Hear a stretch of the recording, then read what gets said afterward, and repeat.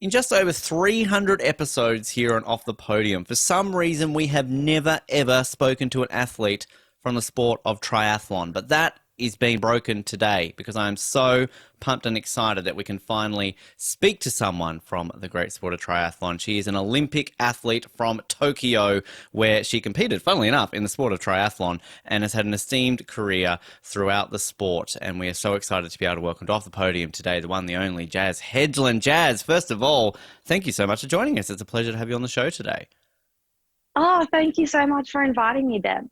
It's always exciting to tick off a sport off the list, and I just am baffled why it's taken us so long to get to triathlon, because Australia's a country of many triathletes. It's not like, we struggle to put them out there. So apologies on behalf of Off the Podium to the triathletes out there. But I want to say, you're actually speaking to me right now in Andorra. Now, we were talking a little bit about this off air, and I think you might be the very first person I've ever spoken to who is residing in the country right now of Andorra, a beautiful country Yeah. in Europe. How are you finding your Andorran experience right now?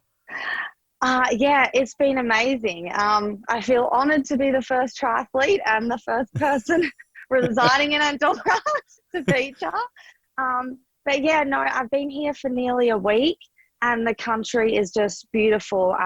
The city's kind of in the middle of mountains either side, and you sort of head up towards France going one way along the main road and down towards Spain on the other. And yeah, I'm loving it so far. Highly recommend. I just love that image of, I'll just go up that way to France and I'll just go down that way to Spain. Like Australian Yeah. issues, obviously, it's, we can barely go to another state, let alone another country. So what do you do on a Saturday? Yeah. Like, France today, Spain tomorrow? Like, is that just kind of how you do it? Yeah, kind of, to be honest. I mean, after the last couple of years with the pandemic have been very locked down. So this year, definitely trying to make the most of it. And I've actually had some racing the last couple of weekends. So I was training in Spain for the week and then I'd head to France for the weekend and do that a couple times. So yeah, no, it kind of sounds, when I say it out loud, I definitely realize how lucky I am right now. Absolutely, absolutely. I love your story of how you got into triathlon, because obviously you're on an Olympics podcast, Jaz, so we're very much big Yeah, fans of the Olympics. But I believe you yeah, watching the Olympics was kind of what gave you that spark to get into triathlon. So tell us the story about yeah, watching triathlon at the Olympics and how that set the path that yeah. you went on. Yeah, so as kids, my younger and sister and I were very sporty. We loved it. I think mum and dad kind of pushed us into sports early on because I knew it would take up a lot of our energy. But yeah, we absolutely loved it. We played hockey, we did cross country running. We tried quite a few sports, dancing, gymnastics, and then I think I was about 9 years old when the 2004 Olympic Games were on TV. And yeah, we just had it on. We were watching different events and different races and competitions. And for some reason, I watched the triathlon and I was like, you know what? I want to try that. So told mum and dad, we're like, this is another sport we want to have a go at. They were like, sure. Found a local club. Started when I was 9. So did my younger sister when she was 7. 17 years later, I'm still doing the sport.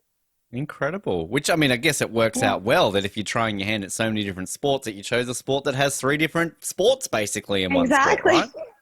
Exactly. Poor mum and dad were driving us around to all these different training and competitions after school. And then it got to the point they were like, all right, guys, you're going to have to choose one. Like, we can't fit this all in. And me and Kira were like, if we choose triathlon, technically we're still doing 3 sports. So we've got them. We've got them here. You got it. Surprised you never went, say, modern pentathlon or like, heptathlon, where then, you may be combining even more sports than Yes. just the three. Look, I think 3 is hard enough as it is. So hats off to those people, those athletes. I could not do that. I'm a massive fan of any sport that just combines all the different elements of multiple sports. I mean, Yeah. I'm a massive modern pentathlon fan. I like to say I'm Australia's biggest modern pentathlon fan, just to own that crown. I am literally wearing a modern pentathlon Yes, t-shirt, you but are. I, You I are. am like I had to get that one for the Yeah. games. But even winter, Nordic combined, these sports that obviously combine different sports, which triathlon is really the most well known of all of them. And I think the thing about triathlon I find is that this probably sounds dumb what I'm about to say, Jazz, but I often forget that it is three different sports because it's such a sport in itself that you Yes. understand that you've got to do these three legs. Whereas Yeah. modern pentathlon, it is kind of unique that you're riding a horse, you're running, you're shooting, you're doing all different things. Whereas, I mean, does Yeah. that make sense, or am I just sounding really stupid that you kind of forget that it's three Yes. elements into one? No, for sure. I think they're all sort of endurance activities. You can go for a ride, you can go for a run, you can go for a swim. And then I also think like when it comes to the events, like, I mean, I don't look at it really as we're swimming and then we're biking and then we're running because they're all so related. Where you come out in the swim affects the bike, even your transition, how fast that is affects sort of the next leg. So, and I definitely think the sport has really developed and a lot more people know about it over the last few years. So it's definitely turning into its own little thing, which I love. It's fascinating to hear your story about watching the Olympics in 2004 because my first real taste of triathlon was Sydney. The very first medal event I Yeah. remember of Sydney, I remember Michaela Jones, narrowly missing out on that gold Yeah. medal as a 13-year-old, loving it, and kind of always been one of these Yeah. Olympic sports I always look forward to. So had you, outside of the triathlon love, had you just loved the Olympics? Was this something that every 4 years you sat down with the family to watch, being so sporty, you and your sister and your Yeah. family? Yeah, no, definitely have the Olympics on every time it's on. I think, I guess, like doing sport as a kid, you kind of experience that feeling of like winning a race or as a team doing really well. And it's such a special thing and such a high to feel. So I think when I was watching the Olympics and when I was watching the triathlon and wanted to do it, like I saw that feeling they had when they crossed the line and they'd won a gold medal. It was just this indescribable feeling. And I was kind of like, oh, I kind of want to feel that. So yeah, I think watching the Olympics definitely inspired me to start triathlon. But I think it was also that feeling like as a 9-year-old, I was like, oh, if I work hard, can I feel this one day type of thing. So inspiring for sure. Yeah. Which that on that path of going towards the sport, changing into the sport, do Mm-hmm. you set the ultimate dream of the Olympics, or is that something that as you progress, you all of a sudden think to yourself, okay, well, this might be a realistic possibility if I keep going the way I'm going? Yeah. Yeah. It's funny. I look back at, or I come across sort of things I've written down from when I was a kid. And one of them was go to the Olympics. And I don't think as a 9, 10, 12-year-old, you can fully process that. But I think sort of as I've gone on and I've ended up staying in the sport and sort of progressing, it came a point where I was like, no, hang on, maybe I can actually do this. So I think it started maybe even subconsciously, not like fully aware of it. But it's definitely sort of been there for a long time as something I've wanted to aim for and achieve in the future. Yeah. When you're 9 years old and you join a triathlon club, what's the Yeah. first thing they teach you? Is it like, can you ride? Can you swim? Can you run? Cool, go and try it. Or is there an element that they get you to focus on first before you combine all Yeah. three of them? Yeah. Well, I think definitely as a 9-year-old, there's kind of the program which is called TriStars, which is for 7 to 16-year-olds, and it's sort of broken up into sort of 2-year age groups for each one. And I honestly, like the first thing I can remember is just how fun it was. The community, the group, all of it, it was just so much fun. So I think we definitely did a bit of each thing. It was kind of like doing two little swim sessions a week, going for a ride together, a run or something like that. So it was definitely doing the three sports at a young age. But yeah, it was definitely the community and all that sort of fun energy we had as kids that I think made me really love the sport and why I'm here today. I love that explanation when you said it's kind of like all three of them are similar on that endurance level and you can kind of combine them. Is there, when it comes Yeah. to training, and I don't know if this has changed from when you were younger to today, that you just literally have to focus on all three of them at the same time? Or do you get to a point where you're like, okay, this season my running's on point, my swimming's on point, but my cycling needs work, or, vice versa? Like, how does that generally Yeah. work in a general season training for triathlon? Yeah, so there are a lot of athletes which have come from other sports. So we've had swimmers that have joined triathlon or runners that have joined triathlon. So for those athletes who are so developed in one sport, I think they do tend to focus maybe more heavily in the off season on the other two. But for me, because I started so young in the sport, I've been doing all three for so long. And I think whilst they are different sports, there's definitely a crossover. Like your fitness in swimming helps you with cycling and running. And right now in the sport of triathlon, especially like with the women's racing, you have to be good at all three. Otherwise, you're not there. Like earlier on, there was sort of the Gwen Jorgensen era where she was extremely good at triathlon, but like running was her strength. And she'd be able to catch people on the run sort of from minutes down. But for me, I want to be good at all three. I don't want to have a weakness. So I definitely like to get all year round, focus on all three. I'm hoping in the long run it pays off. Well, I was going to say you. I guess you wouldn't know any different considering you started so young, and that's all three. So, Yeah. I guess the Yeah. question of, is it difficult for somebody to come from one sport and transition? You personally wouldn't know, but through Yeah. what you've seen, who you've discussed with, do you think that it is Yeah. something that if you're a swimmer and go, cool, I'm going to add 2 extra elements to what I do, that is more trickier from someone like yourself who grows up doing all three? Yeah, I think with triathlon, obviously it's a lot of training. So if you've got a swimmer who comes to the sport, they're also used to a lot of training. So I definitely think it's possible. It's definitely happened recently with a lot of athletes. Beth Potter, for example, she has come from a track running background and she's performing extremely well in triathlon. And the same thing has happened with swimmers. So 100% possible. And yeah, I think it's just if you're used to putting in the work, all the hours, transitions have been shown to happen really well into triathlon. Because the thing that fascinates me about triathlon is you go to an Olympics and you hear about, the marathon. That's the big endurance one, 40 odd kilometers. We've spoken to race walkers, the men's obviously got the 50-kilometer race walk, that's a bit further. But Yeah. the triathlon, is it 51.5 kilometers in total? So is that the longest, I think, then sport in terms of, outside of, say, a cycling road race, I guess, but in terms of that level. So why don't we talk as much about that length that we do in the marathon or the race walk? Because that really never gets mentioned, I feel.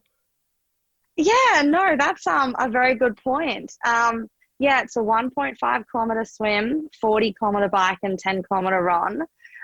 So with the women, it sort of takes us just under 2 hours, and the men a little bit quicker. But also we have had the introduction of the relay format, mixed team relay, which is 2 men, 2 females, and they each do a short triathlon. And then once they finish, tag the next person, which is a really, really exciting race to watch because things can change so quickly. But yeah, I think that is what I love about triathlon is we can have a 2-hour race, which is very hard, but then also a 20-minute race that we're doing. So yeah, I think both races are really exciting to watch. I mean, so is the marathon and these other events. Like every sport, just the hard work and how good they are when you're sitting there watching it. Like for us, watching the pace that the marathon runners are doing, we're like, oh my God, that's so fast. Like I can't even do that for 10Ks. So yeah, I think all sports are amazing. Which, is it a similar thing to say, marathon runner will only do a certain amount of marathons a year to obviously keep themselves in a certain shape? It seems like triathletes do a lot more in a year than a marathon runner would. Is that the case? And or are you sort of tuning your body to peak at certain parts of the year to compete in those Yeah. events? Yeah, definitely. If there's benchmark events like the Olympics or the Commonwealth Games, and then we have World Championships each year, you're definitely aiming for that. But also with our World Triathlon Championship series, I think there's maybe like 6 to 8 races for the year. And then that contributes to sort of the championship series points and then who places where with that. So yeah, if you sort of want to be competitive in the overall series, you basically have to do most of the races. But I mean, I love it. Each race is almost in a different country over a few months during the middle of the year. For us Australians, we get to have summer at home and then head over to Europe and almost have summer all year round. So I think just from growing up early in the sport, like you'd have your training season, you'd have your racing season, and there would be a lot of races you do. So yeah, I think it's just part of the sport, and you sort of get used to all the racing that you need to do.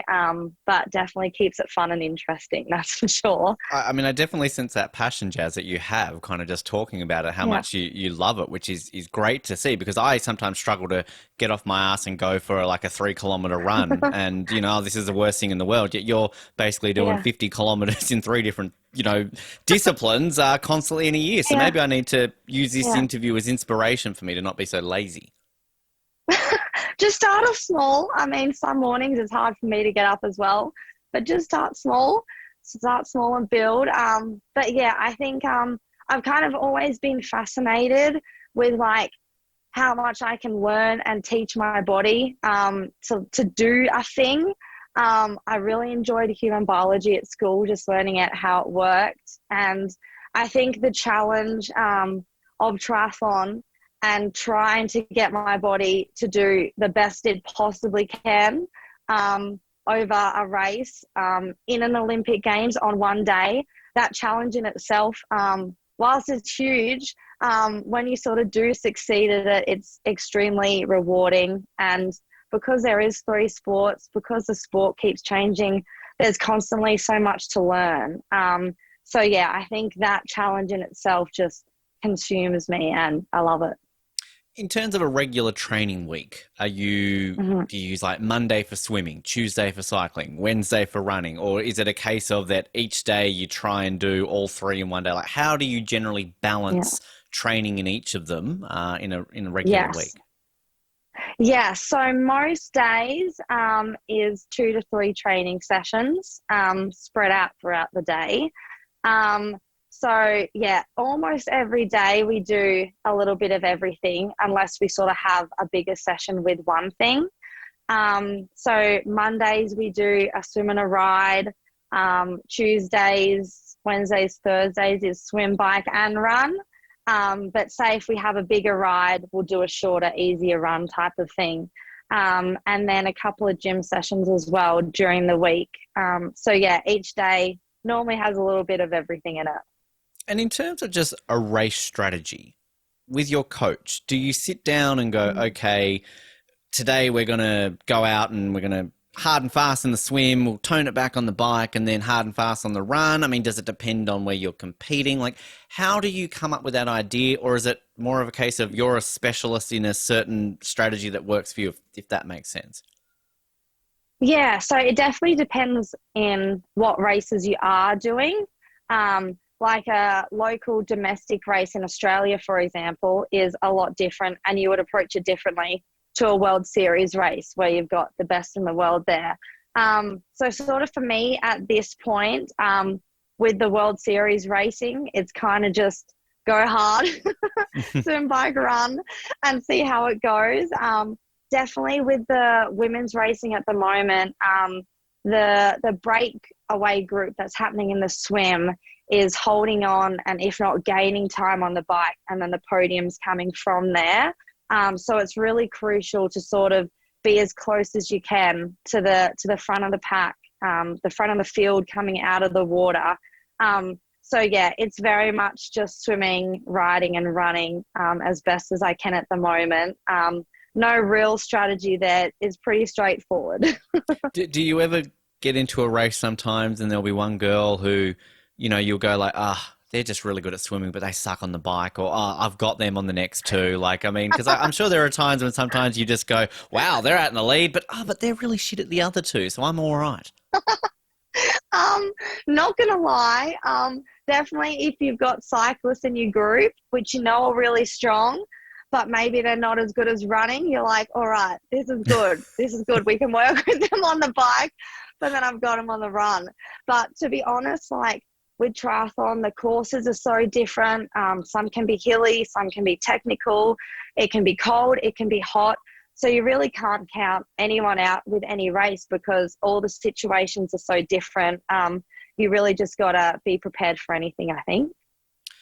Your first sort of major success, the Australian Olympic Youth Festival. Now, I don't think we've really had any guests on the show who have competed in a Youth Olympic Festival. I mean, tell us a little bit about what that actually was and what that was like to win. 'Cause I believe you were the first Australian since Emma Snowsill to win that, of course, Olympic champion. Yeah. So that must be a pretty decent feeling to be able to break through like Emma did.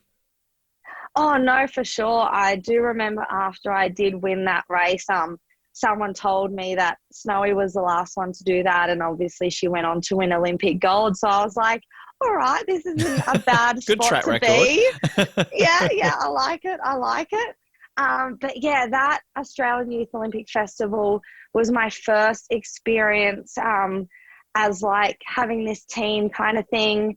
We had the opening ceremony, the closing ceremony, and then there was all the other sports and all these other countries competing as well. So it definitely was like a mini Olympics. I think it's for under 19s. I could be wrong. But yeah, we had a pre-camp. There was, I think there was 3 or 4 women and men for the Australian triathlon team. We had a camp in the lead up. Like that was amazing, just sort of being able to experience like the team getting ready together, everyone getting hyped up. And then, I was able to come away with a win in the individual race and also in our mixed team relay. The Australian team won there that I was in. So it was an amazing experience. I think I was just out of school at that time, so still a bit young. And I was like, I want to do this forever. This is what I want to do. I love it. You so love it. And at that point, sort of around then, so that was 2012. So was Rio a realistic possibility at that point? Was that something that you were sort of looking towards at that young age? I definitely was thinking that way. I think I was a little bit naive at the time because obviously, I was still young. But I think that just shows sort of the determination and the desire I had to get to that level. So I was definitely thinking about it at the time. Obviously it didn't happen, but sort of for Tokyo, I guess we got there. But yeah, coming out of juniors in triathlon and into the under 23s, which also race with the elites, is a huge step. I didn't know how big it was until I took it. But yeah, I think for those athletes that have sort of pushed through that phase and learnt and kind of gone through the struggles and kept going, are the athletes that are doing really well at the moment and into elites. So yeah. You mentioned that step up through the age ranks. Is triathlon a sport where it's often considered an age range is kind of the peak? Like, the older you get, sort of the middle age, like, and if so, what is kind of that peak age for a triathlete? Yeah. Well, recently with the World Championships and then also the Olympics, sort of the average age for the women winning those races is like late 20s, early 30s. So with it being an endurance sport, sort of just the years and years of training is kind of, it takes that time sort of to get better at it. And that's why you see sort of that age range at the peak of our sport. I mean, we also have athletes who are mid-20s that are dominating as well, but it's definitely a sport you could do for a few years, sort of into that age group. But you've even got like guys in their mid-30s still performing well. So it's just the years and years of training, why you peak sort of around that age. So I'm in my mid-30s, Jaz. You're saying I've still got a chance Yeah. if I get off my ass. Of course. Yeah. We start with a 3K run. We get there. Yep. Yeah. This is that part where I admit, and I'm pretty sure I've admitted it on this show, otherwise it's an exclusive today. I actually don't know how to ride a bike. I'm 35 and I don't know how to ride a bike. So I need to work on that part of things, right? Yeah. I mean, I think like Aussies, like learning to swim and kind of riding a bike is what a lot of us do at a young age. So we're going to do that. Yes, at some stage. get that work in going on there, so it can eventually happen there.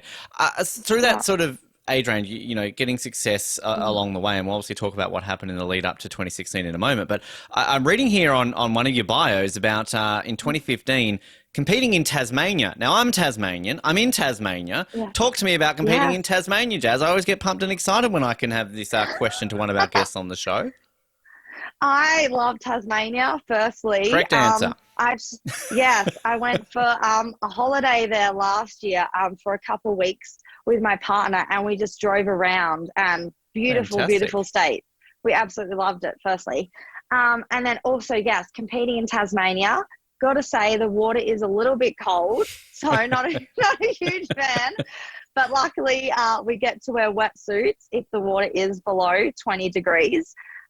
So you always got to make sure that you pack your wetsuit when going to Tasmania. But growing up in high school, we had school sport nationals. So from years 8 to 12, you'd have the state championships. And then if you were the top 6 there in each state, you'd get to go to a national event once a year. During high school, I went to Devonport, actually, in Tasmania 2 or 3 times to compete. So that was definitely one of the places where I competed the most as a younger athlete. And the crowds were awesome. There's a really steep hill around Devonport, which they'd throw into the race quite a lot and for a few laps. So also a tough course. So very fond memories from racing in Tasmania. I was going to say, outside of people catching the boat, I feel like they need to bring some people to Devonport for something there. I'm a southerner a little bit, Jaz, so we obviously love the rivalry between the regions in the state. But it's I mean, I love it kind of when you can have these events that come here to Tasmania and do that, because, and particularly when you said you went on a holiday last year, because I had this conversation with somebody recently. Growing up, you go to the mainland, as we call it, and I'm from Tasmania. People just sort of scoff at you. I'm like, why would I ever go there? Now it's the complete opposite. It is, you are finding people wanting to go there. Oh my God, I'm so jealous. I love it there and all that sort of stuff. It's definitely changed. And I'm calling it the Mona effect. I'm guessing you would have done Mona when you were in Tassie. Oh, I'm ashamed to admit it. It was on our to-do list and we didn't get around to it. So I'm just going to have to come back. Yeah, you might have to. It's about 5 minutes that way for me. So, I mean, you know, I'll just I'll get on the FaceTime for it, which, I mean, it's seriously insane what that has done for the state. But, I mean, I'm guessing, did you do the tourist spots like Cradle Mountain, Freycinet, those sort of places along the way? Yes to both of those. We actually went to Tasmania because this was the end of last year and Queenslanders were able to get to Tasmania. It kind of opened for a little bit. And then also like I'm from Perth originally, live on the Gold Coast now, don't see snow too often. So we were like, Tasmania it is. We flew into, I think it was Wellington. And we basically just did a lap. Cradle Mountain, Freycinet was amazing. There was some other places along the coast which have slipped my mind. There's penguins around there. I remember one night we were able to go and watch the penguins walk up onto the beach. And then, there was sno in Wellington up the top of the mountain. So we went up there as well. Yes, Mount Wellington. I highly recommend Australians exploring Tasmania if they have not yet. correct answer, Jaz. You win off the podium. Well done. Thank you. Been Thank you. waiting Brownie several points. hundred episodes for that to happen. So good job. Yeah, Congratulations. no worries. Which I'd love to learn. I mean, actually, you just mentioned it there. You moved to the Gold Coast, so switched from Perth Yes. to Queensland. How big of a Yes. transition is that? Because that's a bloody big move from one side of the country to the other. And how Yes. important does that go Yeah. towards helping you through your triathlon career? Is that sort of the hotbed of triathlon Yeah. on the Gold Coast? Yeah, definitely. Queensland has always been extremely competitive in triathlon. There's so many good athletes that come out of Queensland. So yes, born in Perth, grew up in Perth.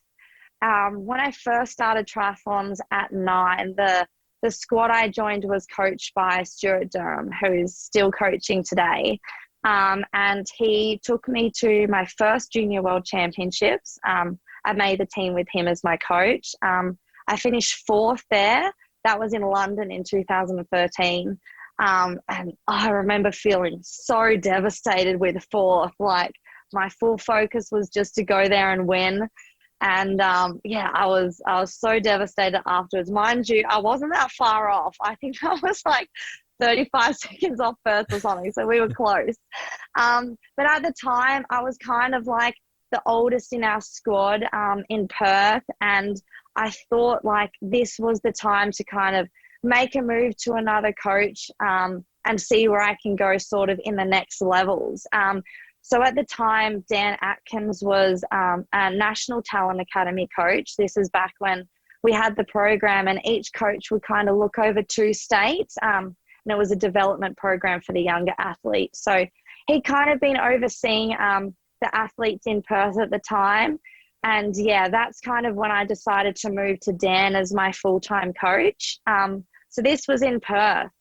And then I think it was less than a year later, he actually got a job over on the Gold Coast as sort of the high performance coach there.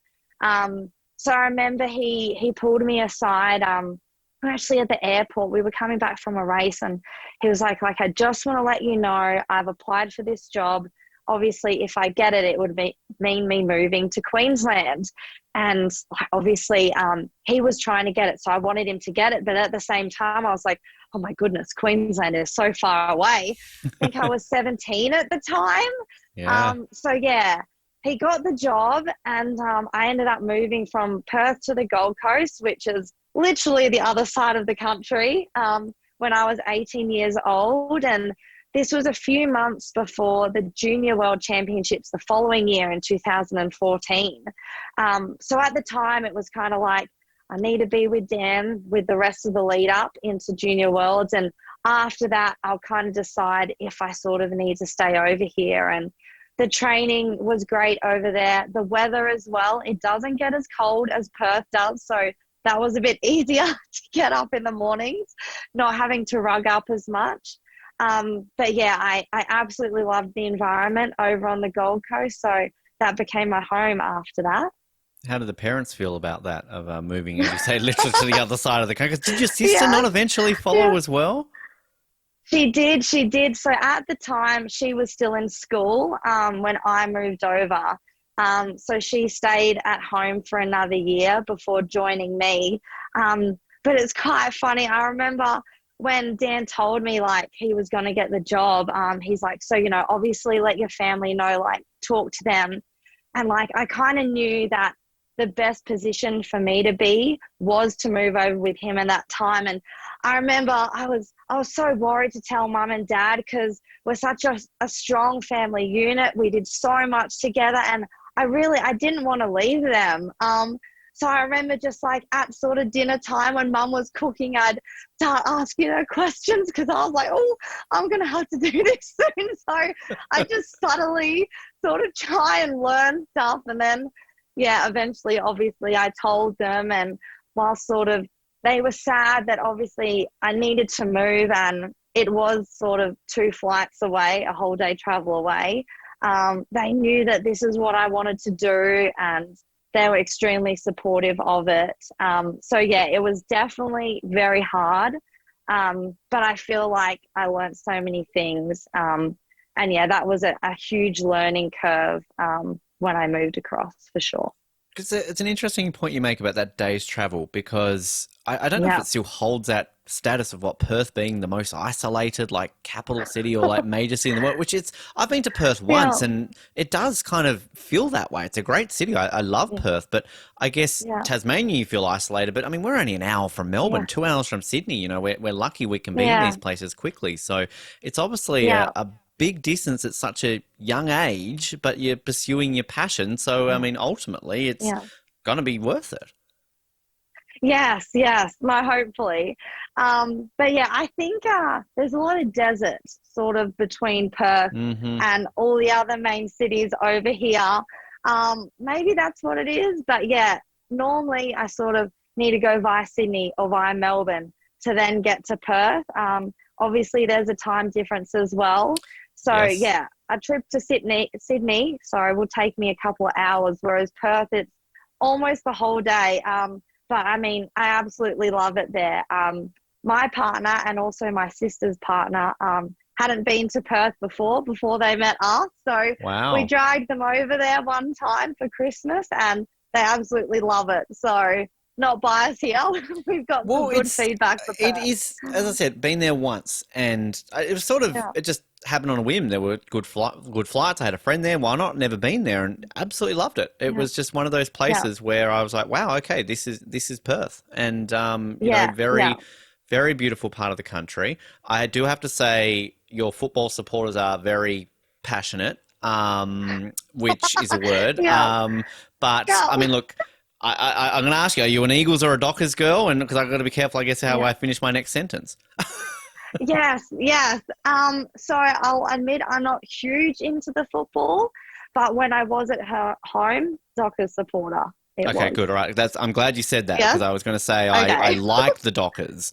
I've always Okay, called the good. Dockers my second team just because I've always liked them. Whereas Eagles, yeah, I no, like just it. not a Yeah. fan. Sorry, Eagles Yeah. supporters, I'm if with you're you. listening. I'm with you. It's Sorry. different breed there. I mean, Yeah. leading into sort of that period into the 2016 area, you have an Achilles injury. Now, I was Yeah. reading through your great website, which you had a blog there going. I don't know if you plan to Yes. update that anytime soon, Jazz, but I No. love it. It's great. I need some updating, but Yeah. that's kind of some baby jazz info you get from the website. But yes, no, one day it will be updated. It's thoroughly, it's very entertaining for what you've got on there, so I highly recommend it. But Thank you. just reading through Mm-hmm. the process that you had to go through with this. Now, I Mm-hmm. have no idea what I'm about to say, so I'm hoping you can actually explain this a little Okay. bit more for me. So you had Yeah. X-rays, MRI scans, ultrasounds, 2 cortisone injections. Then you had surgery involving a debridement, I'm probably pronouncing it wrong, of an Achilles tendon, a removal of your plantaris tendon. Then Yeah. you had rehabilitation. I mean, just the words removal of anything sounds very, very scary. I don't even know what debridement Yeah. means. I mean, Jazz, explain Yeah. this to me, because this sounds quite Yeah. horrific. Yes. Yes. I'll go back a little bit. I think with my story of this. So yeah, basically in 2013 was my first Junior World Championships in London, where I finished fourth. And then after that disappointment, which has actually been my best performance in a in a World Championships since, I was like, all right, next year I'm coming back for the win. I'm coming back for the podium. So that was the following year was when I moved over to Queensland and was coached by Dan. And I'd been over there for a few months. And then it was 1 week before I was meant to fly out for the Junior World Championships that I was coming home from a training ride. I was going around a corner and there was a kid on the wrong side of the road. Saw him too late. We collided. Going slow, but the way I landed, I ended up breaking my scaphoid in my wrist. Ouch. That's a whole other story in itself. When I went to see the Triathlon Australia doctor and getting results, because I just thought I'd sprained it. I hadn't broken a bone actually yet.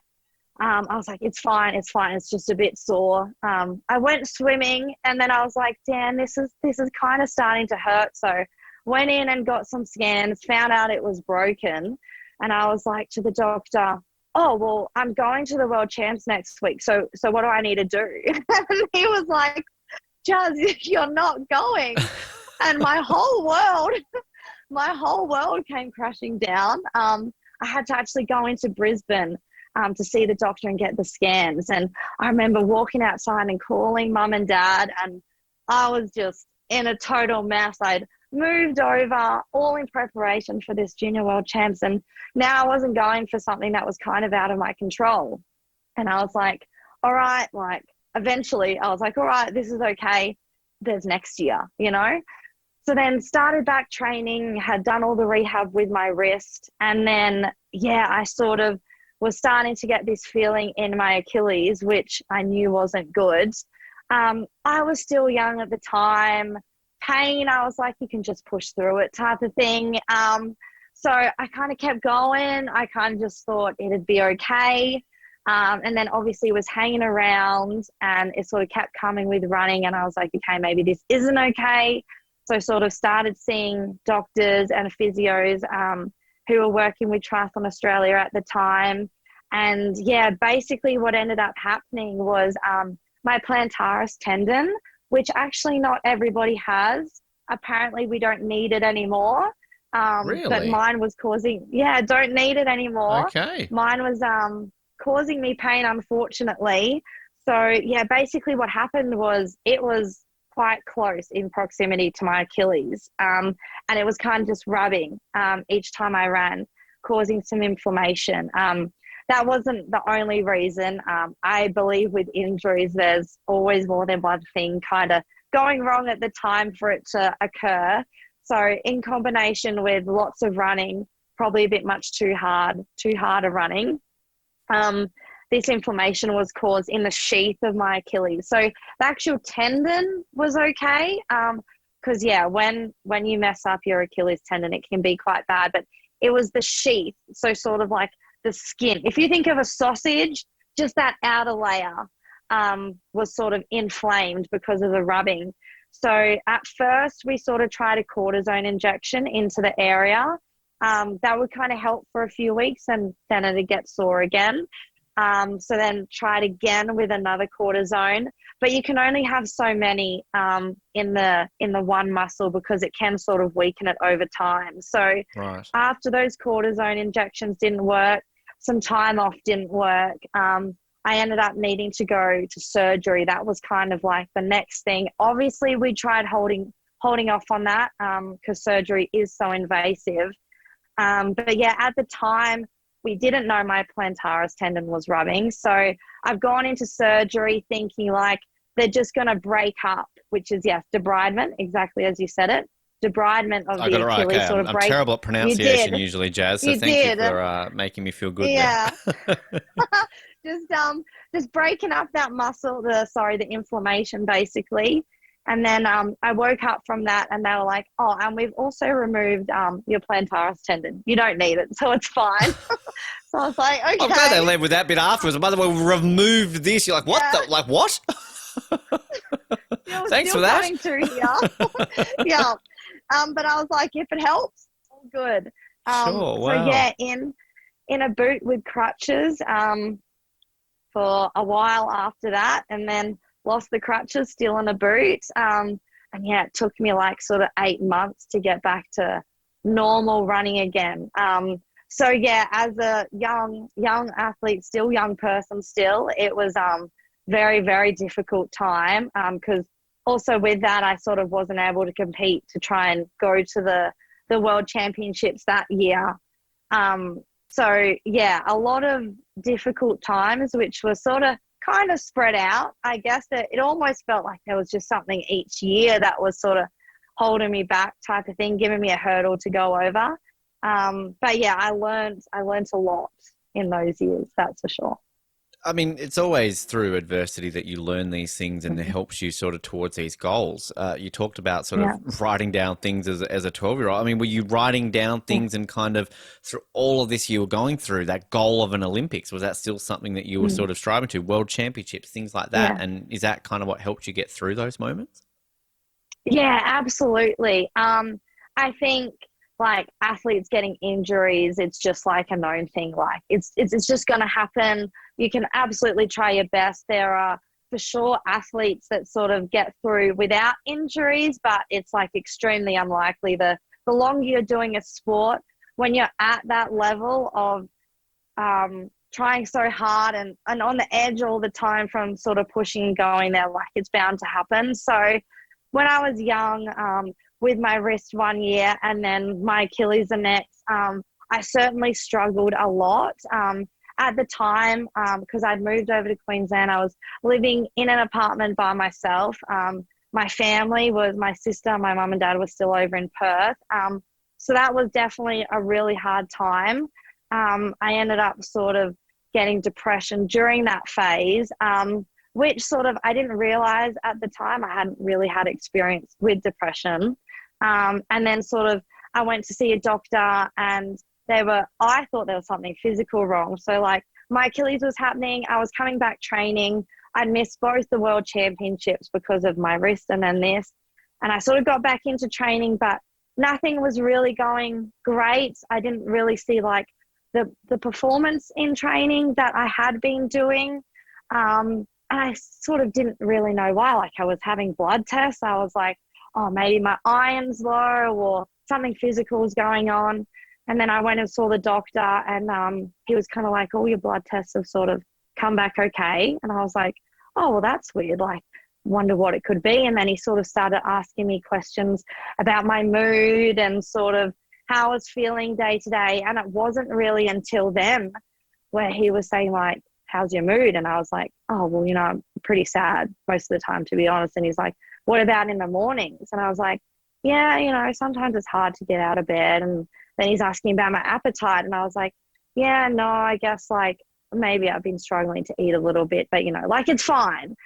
And then he was like, Jaz, I just possibly want you to think about like maybe it's depression that you have. And like it honestly had not even crossed my mind. I think I was 19 maybe or 20 at this time. And it literally had not crossed my mind. I just thought there was something physical wrong with me. And to be honest, like once I sort of left that consultation with the doctor and I was thinking about it, I was like, oh, and it was actually like, it was okay because I'd worked out what it was. And I called mum and dad straight away and was just kind of talking to them about it. And like, yeah, it was okay that I was depressed because then I knew. And then it was like something for me to focus on, I guess. And I learned a lot, obviously. Like I started working with a psychologist then. So there was like so many things in this period that I'd learned. And that's the great thing about sport is there are so many things that cross over into other areas of life that you learn from competitive sport. So yeah, to be honest with you, like that time was really tough. But once I realized like what was going on, I was sort of able to work out ways to kind of fix it and like get myself to a better place. And then there was still always that underlying feeling of wanting to go to the world championships, wanting to one day be an Olympian, just wanting to do well in this sport and like knowing I still had so much to learn. I was able to, eventually get back to that place and train well again and be happier again. So whilst it was like such a hard period, I don't think like everything that if I didn't go through all those things, I wouldn't be the person and the athlete that I am today. So yeah, I'm grateful I have no regrets, I think is what I'm trying to say, with the injuries and the different things that pop up. At the time, extremely difficult. But yeah, you learn, and I always tried to sort of get the positives out of the situation and bring them forward. Well, I was going to say, it's fascinating that through a simple accident with a child on a bike, it kind of leads you on a sort of a rabbit trail down to that, which, I mean, it must be a very interesting moment to go to a doctor and have a doctor ask these questions that lead you onto a depressing diagnosis and kind of analysing that, because there is always that mental aspect to any professional athlete and elite athlete going out there, which can Yeah. sometimes really help with that performance. And did you find that once that was Yeah. sort of diagnosed, you were speaking to psychologists and you were able to physically compete again, that things were different, Mhm. that with that mental clarity, maybe that things were a little bit different when you did compete? Yeah, no, for sure. I think like one aspect of being an elite athlete, of needing to be, is that desire to win. Like it just, that fire has to be in you. Otherwise, we couldn't do what we do. But I think during that phase, I kind of learned that balance is extremely important. So because I was injured, I couldn't train and I couldn't be aiming to go to these races, to the world championships. And that meant that literally my whole world came crushing down. But because of that, I've learned, whilst triathlon is extremely important to me and I value it, which is fine, I love it, you need to have a balance in life. It can't be the be all and end all, because things are going to pop up which inhibit me from training and racing. And I need to be able to sort of get through that with other passions and other things that make me happy. So for sure, that definitely taught me about balance. But yeah, it's finding or using that desire that you have as an elite athlete to do well and to chase that and to everyday work towards that. But then also being able to deal with the other things that pop up and being able to step back and do other things that make you happy as well, to sort of get through those phases. What are some of those other passions then that you use outside of Yeah. training? Were there other things that you Yeah. just really focused on that kind of helped? Yeah. So my dad is an extremely good photographer. He was actually a photography teacher at a high school for 40 odd years. Wow. And he's also been employed by sort of other companies. He's done sporting photography, landscape, most of it. And when we were really young, we would go on family holidays in the middle of the year. And Dad would always give my sister and I a camera. And yeah, we just do trips all around Australia. And I was like, oh, everything I see is amazing. I want to capture it. So from a really young age, I loved photography. And it wasn't just even, well, I think it's later now I've realized it wasn't even just what I was seeing, but the moments I wanted to capture as well. One of my favorite things to do is to look back on photos from a couple years ago, because I don't think my memory is that good. But when I see a photo, I'm like, oh, I remember that so well. Clicks. So yeah, I love photography, especially with all the places I've been lucky enough to travel. I want to try and capture as much as I can. Life goes so fast. I'm like, no, I just need to capture this. And then if I get photos of it, I can look back and be there again. So photography, I absolutely loved. And because, yeah, I hadn't been in Queensland my whole life, I kind of went out exploring there, taking different photos there. But yeah, the whole creative space, absolutely love filming it a little bit and all of that stuff. So that's definitely something I would kind of go into and explore as well. Fantastic. To quote a fantastic movie, life moves pretty fast. If you don't stop to take a look at it once in a while, you might miss it, right? Thank you, Ferris Bueller. It does. It does. So Yeah. yeah, that's fantastic, fantastic. And 40 years, wow, that's pretty. I Did you know. go to the school your dad taught? Like, did you take your dad's classes? And how's that having your dad as a teacher? If you did, So I actually didn't. He taught at a school maybe 15 minutes from our house, but there was a closer high school, which my sister and I went to. But I kind of felt lucky because I could get lessons off him or ask him questions hey, whenever I free wanted tutor. to at Yeah. home. Yeah, exactly. Works quite well with that.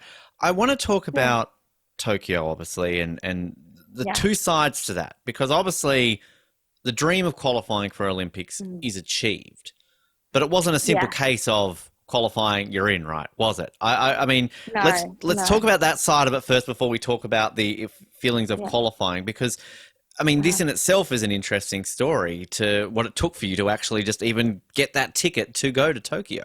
yes, yes. No, it was a lot.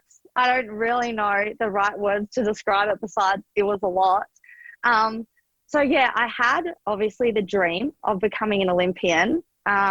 And I'd painted that picture sort of in my mind of what it looked like, sort of getting the phone call, going to the Olympics and racing really well. That's how I envisioned it. But obviously we had COVID, which threw a giant spanner in the works, as it did for everyone in the world, no matter what they were doing. But yeah, obviously the Olympics was supposed to be in 2020. And then at the start of the year, we didn't know what was happening. I remember when I competed in the Mooloolaba World Cup, which was in March of 2020, and we sort of had the briefing, which is where they explain everything about the race sort of 2 days before.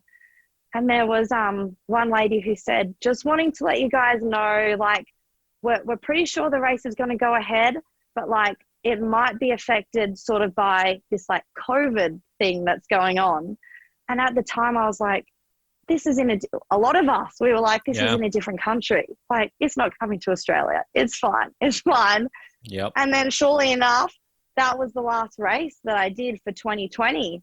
And just, we had no idea what was going to happen after that. This was an Olympic year, which is, there's Olympic points, which you're sort of competing for. You're trying to get on the team. All of these things, I had the year planned about where I was going, where I was competing. And then we just didn't know. So it came to a point where it was kind of like, all right, we're not sure what's happening. We need a social distance, so we can't train together. So we're just going to split up sort of thing. And we don't know what's going to happen, but like, we'll let you know at some point. So basically, yeah, myself, my sister, my partner and her partner, all triathletes. So we understand each other. That's a fun we household. Didn't really. It is fun. Fun's a good word. 98% of the time, it's fun. not when we're all tired. We were like, well, we don't want to stop training in case like all of this is fixed in a couple months and we're back to racing. So kind of just kept plodding along. But then obviously 2020 happened. And yeah, there was no triathlon, no racing. And then towards the end of the year, actually, Triathlon Australia were able to put on a couple of local races for us. So it was difficult, but there were some races where if you were in Queensland, only Queenslanders could race. So I was lucky to be in Queensland at the time. I was able to get in a few races, which went really well for me. And then 2021 came around, and then, yes, we found out that the Olympics was going ahead, which obviously all of us aiming to get there was extremely excited about. But yeah, it was just trying to plan and even understand the world at that point. We didn't know what the Olympics was going to look like. Even selection for the Olympics. I mean, normally you're doing like this year, all the top level athletes are doing World Series races against the best in the world, and the team is picked from there. But I mean, in 2021, we had like a domestic race, which the selectors were at, which just seems bizarre because there's like only Australians there, whereas the Olympics is the rest of the world.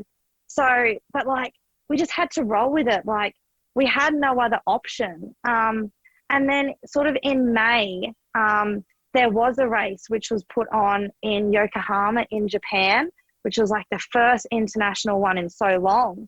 And I was trying to weigh up whether I go or not, because I was in the position where if we had the top 30 ranking in the world, we had 3 Australian women within that, we got a third spot for the Olympics. If we didn't have 3, we only had 2.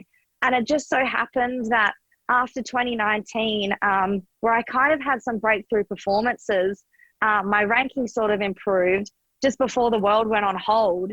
And kind of as it started to open again in the lead up to the Olympics in 2021, it kind of rested on my shoulders for me to be that athlete, to then be the third, make it into the top 30 as the third athlete.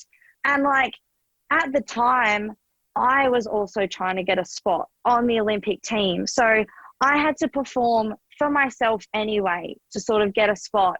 But then it was also like, I almost felt like, oh, well, like the rest of Australia is also depending on me here, which Yeah. is like, I was both grateful that I could be in that position to sort of need or want to do that for Australia, but also it was a little bit of pressure. Just a bit. So yeah, just a little bit. So with international racing, with the World Series level, you get more points than say doing a local race. So I was needing to look at like, do I go over to Yokohama in Japan to try and get these points, to try and get into the top 30, or do I sort of stay in Australia? Where at the time, like I felt pretty safe, to be honest. I felt with Australia during COVID, I thought that the government handled it well. We felt safe in Australia type of thing. Obviously, it was very hard with border restrictions. I mean, mum and dad were in Perth, we were in Queensland. So my sister and I couldn't see mum and dad for a very long time, which was hard. But I felt safe in Australia in regards to COVID. And then we're getting closer to the race in Japan. And Japan went into like a higher level of pandemic because the cases had jumped up. And we didn't know, because obviously Australia was locked down at this point. We didn't know if we went to Japan, if we'd be able to come back into Australia or when that would be. And for me, I was not prepared to leave the country, go to Japan in the chase of these points with the possibility that I might not be able to come back to Australia. Yeah. We didn't know the situation as well at the race. Like, obviously, after people went there and competed, we found out like you're restricted to your hotel room. You could only go out for like chauffeured training sessions. There was obviously like separators everywhere. It was all very, very strict. The food was delivered to your room. You really didn't get a choice like with that. So like, yeah, that pandemic in itself with the effect on sport and the Olympics was just huge. And it was just because there were so many unknowns. And like, obviously I had this vision of like what my first Olympics would look like. Even the Olympics just in itself is like a massive thing to sort of prepare for. And now sort of we're trying to work out in a pandemic how we sort of prepare and what it looks like. So there was just a lot in regards to that, into the selection, into sort of getting those points so we get a third spot. And yeah, that whole lead up, like it was just sort of taking a week at a time. We'd have sort of fortnightly meetings with Triathlon Australia, just trying to give us information on the latest stuff that was happening, and it would just change every week. So really you just kind of had to go with the flow. I'm a bit of a planner, so that was a struggle. Hey, we're the best type of people, Jaz. There's nothing wrong with that. Right? No, exactly. So yeah, no, it was really difficult, that's for sure. So with that then, do you ultimately go to Yokohama to fight for that? And if so, tell us what happens then, because obviously you end up at the Olympics. So on paper, it sounds like you get the spot, you go to the Olympics. But I mean, is it more complicated than that? Yes, absolutely. So also after Yokohama, there was the Oceania Championships, which we were holding in Australia. So basically there's like the European Championships and then like the Oceania ones, and you get more points for them. So what sort of was discussed with my plan was going from Australia to Yokohama to try and get some good points then traveling back to Australia, quarantining for 2 weeks, which is what you had to do at the time, if I was allowed to come back into the country. And then 2 weeks later, competing in the Oceania Championships, which we were having in Queensland, to get more points then. So yeah, like I said before, a lot of things weighed up that decision. I ended up deciding not to go to Yokohama. I just wanted to stay in Australia, train the best I could there, and prepare for the Oceania race. So yes, in June, there was 2 races they held. The Oceania was the first one, and then 2 weeks later, there was another race, both in Cairns. So yeah, basically we travelled up to Cairns and we were based there for those couple weeks. And then that Oceania race, which we were lucky enough to have Kiwis come, which was just amazing after the last year and a half, seeing people from another country. And then, yeah, I kind of knew that that was my last opportunity to gain points to sort of move into the top 30. It wasn't even a guarantee because there was other races that were happening as well at the time with other athletes that could have moved in the ranking. So yeah, headed over to Cairns. And there's actually another funny story with that because my parents were driving over. I think the state sort of had finally sort of opened up a little bit. And mum and dad were driving from Perth over to Cairns. Big yes, drive. which is huge. That paints a picture of the support they have for us. Far out, wow. But we have a dog as well, and she's getting a little bit old. So of course we wanted to see her. So if they drove, they could bring her along. Wow. So yeah, they were heading up to Cairns as well. And we knew as well the date of when we find out, when we get the phone call of whether we're in the Australian Olympic team or not for 2021. So mum and dad are heading over, they're driving over, we're heading up to Cairns. This is obviously a very important race, not just for me to perform, to earn selection in the team, but also to really try and get that third spot for Australia.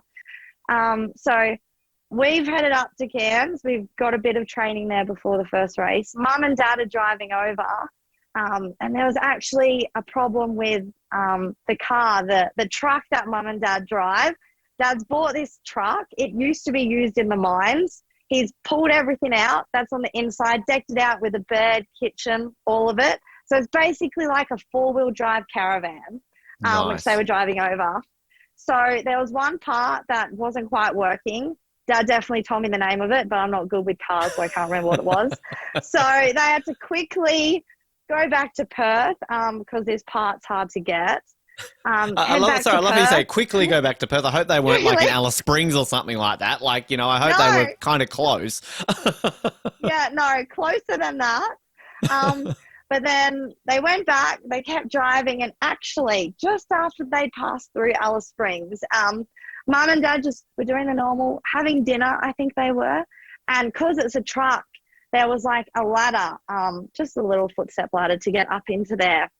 And mum's ended up slipping off and sort of what we got told, just cutting her leg a little bit at the time. So yeah, we're in Cairns. It's like a couple days before the race. Kira and I are super stoked that we're not only going to see mum and dad for the first time in a while, but they're also going to watch us race, which is obviously what they used to do when we were kids. It was like such a big thing. So there's a lot of excitement. And then I'm at the shops with my partner, Kai. We're just doing a food shopping, and I get this call from like a weird number. And I was like, oh, I'm not going to answer that. And I was like, oh, maybe just in case. I answer it. It's Dad, who's at a payphone near Alice Springs. Hi, Jaz. Unfortunately, something else has happened. Mum sort of slipped, cut her leg. We just need to go back to the hospital, which is in Alice Springs because they'd gone past it. So they'd headed back there, and I was like, okay, I've spoken to Dad. I'm like, if they're going to the hospital, this cut's probably a bit more major than what I'm picturing. Yeah. So then I talked to Kira, and we're looking at the timelines, and we're like, oh, I don't know if mum and dad are going to be able to make it for the race.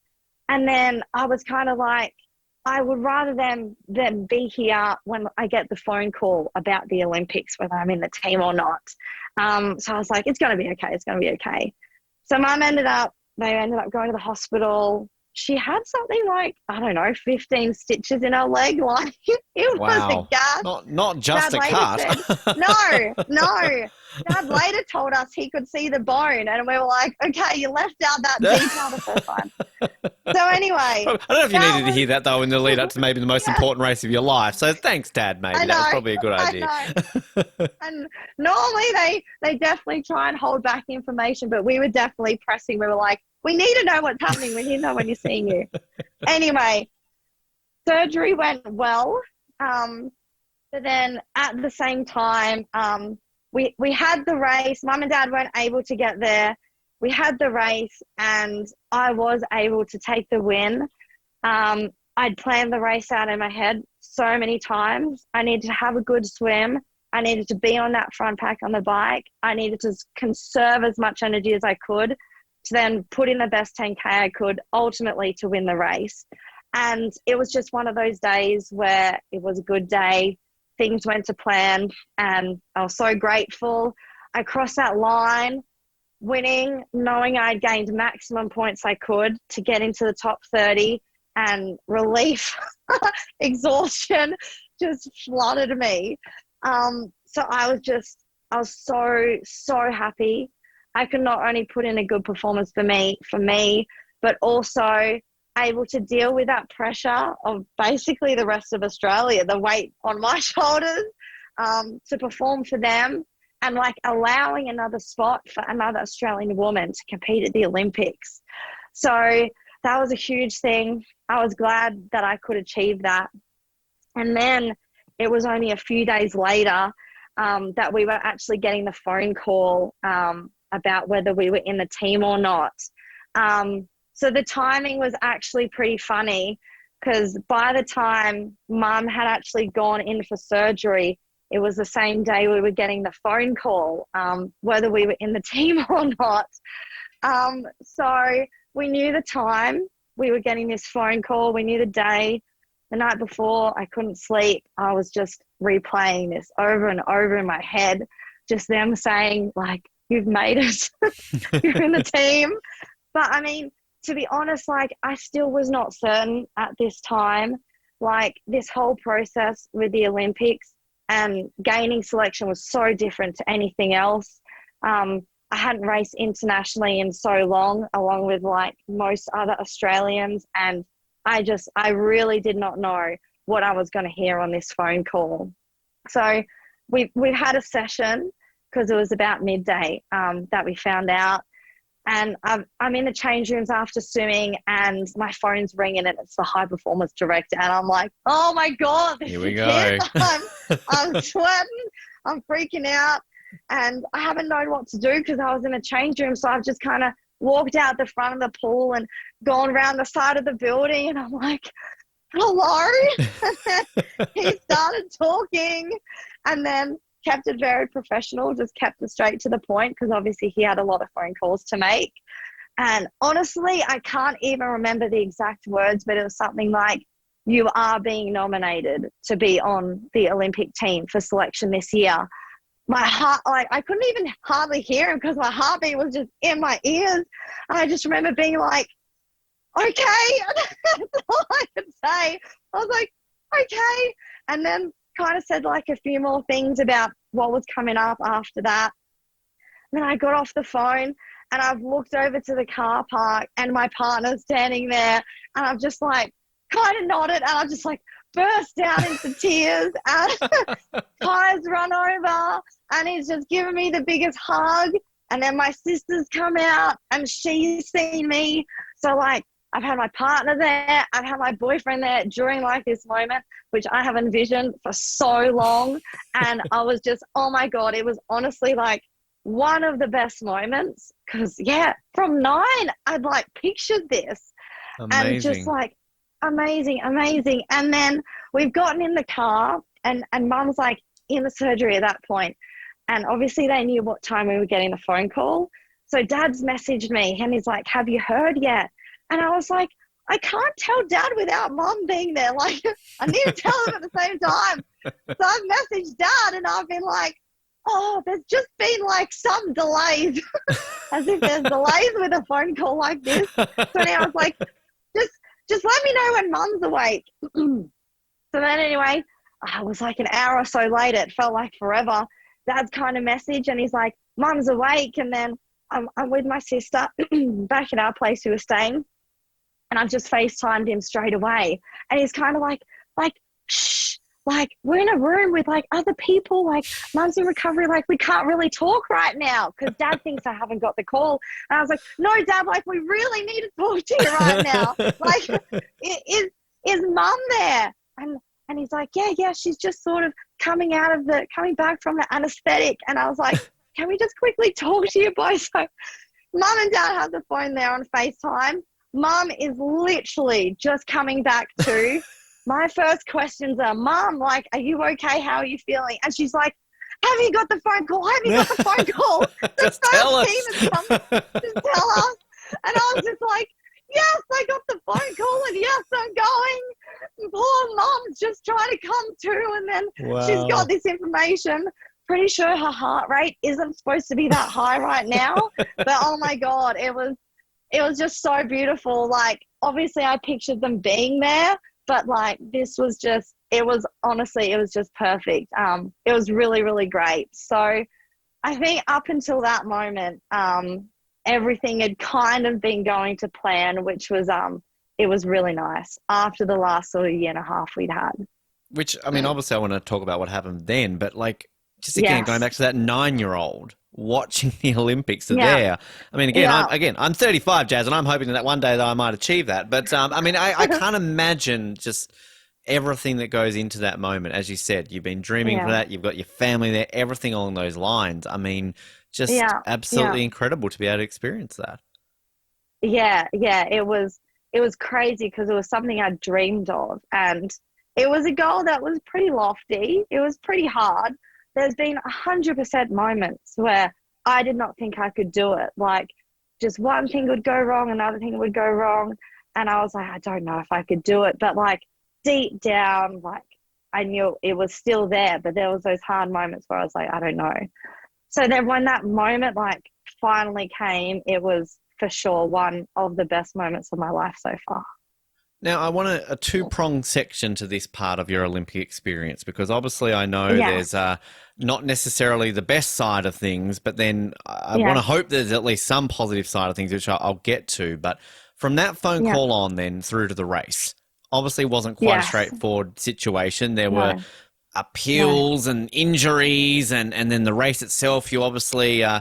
weren't too happy with how that all went. So can you give us a bit of an Yeah. insight into kind of what happened from Yeah. then through to the Olympics? And then I'll ask you about the positive Yes. side of things of Tokyo. Yeah. So yeah, that day, that phone call, I was like, this is amazing. Like, I couldn't have pictured this year going any better. And then a couple of days later, I woke up and got out of bed, as you do. And I was like, oh, I think I sort of feel a little bit of a pain in my quad. Nothing major, just this slight feeling. And my partner, Kai, had experienced a really bad stress fracture 2 years before. And I remember before he knew what it was, he was telling me how he was feeling. He'd gotten off the plane and his hip flexors just felt tight. And I was like, oh, that's just like from the travel. And then he raced and like it was still sore, and ended up finding out what it was. And at this time, I'd never had a bone stress injury before. I'd had tendon injuries. I'd had sort of other problems, muscle problems, but not bone. And when I had this feeling, I just instantly thought of what he told me with the symptoms he had. And I was like, no. Like, let's not go to extremes, Jaz. You haven't had bone stress before. I'm sure it's not that. But there was definitely some panic that I had. So I had breakfast and I was driving to training, and I was like, I've just got to message our physio that's here. Like, I just need to get him to have a look, see what's going on. Had swimming, like it was actually fine during swimming. I was like, oh, like this isn't too bad. Like, I was just freaking out for no reason. After swimming, go see the physio. He does a couple of tests, and like, obviously with the timing of this, any injury is bad. But a couple of days ago, I just found out I'm on the team. All my dreams are coming to life. So he was very sensitive with it. And he was like, I'm going to be honest with you. Like, I'm not sure. I'm not really feeling good with this. I don't want to give you anything to say that it's fine in case it's not. So he's like, let's just get an MRI. Let's just check it. Let's just clear it. And I was like, okay, yes, let's do that. Then I can have peace of mind. I'm 99% sure everything's fine. I just want to be able to totally relax. So then by this time, Mum and Dad had arrived, which I was extremely grateful for, and then ended up going and having the MRI. Obviously, your mind my mind was playing tricks on me the whole time. I'd go from, it's not feeling that bad, to, wait a second, am I feeling something here? And this was just walking around. During the swimming, like, he was actually fine. And then once I'd seen the physio, he was like, also, let's just rest you. Let's just take all the precautions right now. Because obviously the Olympics, like, wasn't far away at this point. This was June. So there was a tight timeline. Very close. And very close. Went for the scans, and then I knew that our Triathlon Australia doctor was going to call me with the results. I was with my coach at the time, and I see my phone ringing, and I'm like, this is it, kind of thing. And I walk outside.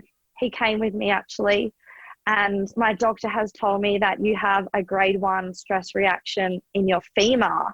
And like, instantly, I was like, that's it. Like, I'm off the team. I'm not going. This has all come to an end. She was really great. I had never had bone stress before, so I didn't know exactly the timelines, the process, but I knew, what was this, 2 months out, like, it wasn't good. I spoke to the doctor. Our high performance director also spoke to me on the phone. They were like, Jaz, everybody that needs to know about this knows. We will do what we have to do, but right now we're just going to keep going and work with what we have. You're not off the team until we know, like, you're incapable of competing and you're incapable of being at the best you can be for the games. So I was kind of like, after that phone call, okay, like, maybe this isn't the end. It's definitely not how I envisioned my lead up, but I was like, I've got to keep going with this. So basically after that, until the point of going, leaving for Tokyo, I had to have an MRI every week. Obviously I could feel if it was getting better, but this was the Olympic Games. They couldn't purely go off what I was saying, because I could be like, it's fine, I want to go to the games, no worries. Obviously, like, I didn't have that perspective, because I wanted Australia to do well. I didn't want to be there if I didn't think I could compete at the best level.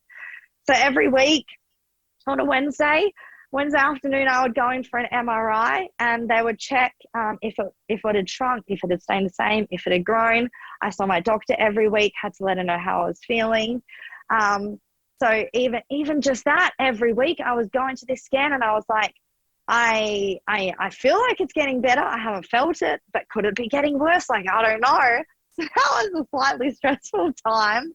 But yeah, luckily, we were really aggressive with the rehab from there. I went on crutches for a couple of days. I actually couldn't compete in that second race. That was also in Cairns. That sort of fell in that timeline. But we were really aggressive with the rehab.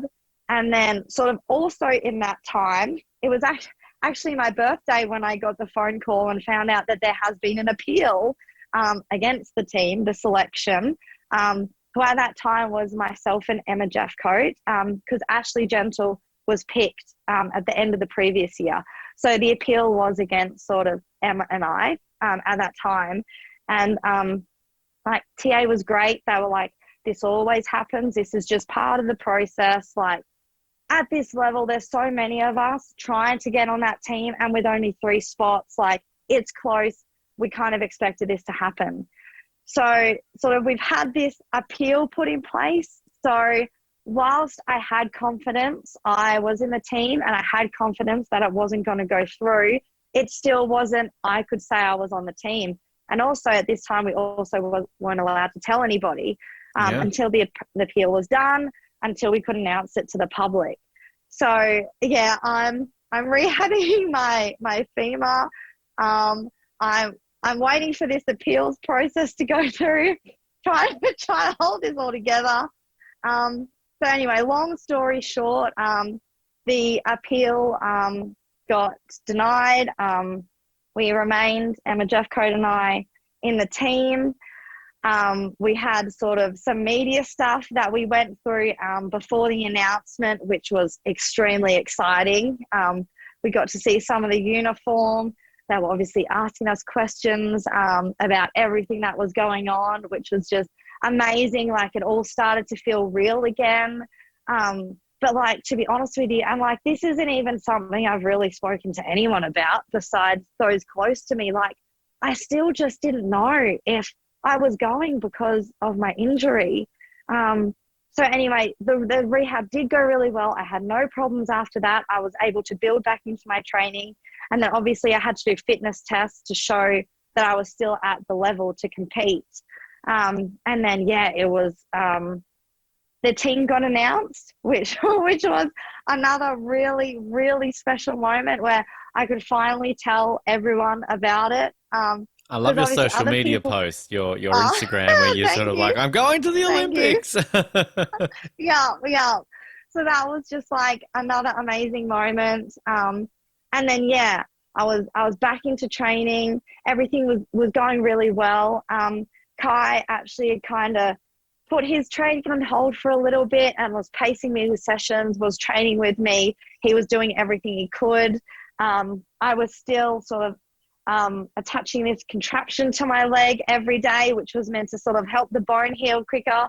There wasn't even really research with whether this would help the grade that I had because it was the lowest one. There was just a lot going on. Time was moving really quick. Obviously, with the Olympics being in a pandemic, there was all this other stuff sort of we had to do and paperwork and getting information like about what a close contact meant, what would mean if you were one, and then could you race, and all of this stuff, weekly meetings again. It was very, very hectic. And then also at the time, my partner's dad had been diagnosed with stage 4 cancer at the start of 2019, stage 4 bowel cancer. And then that's obviously another story in itself, but he'd been fighting it. He'd still been loving life.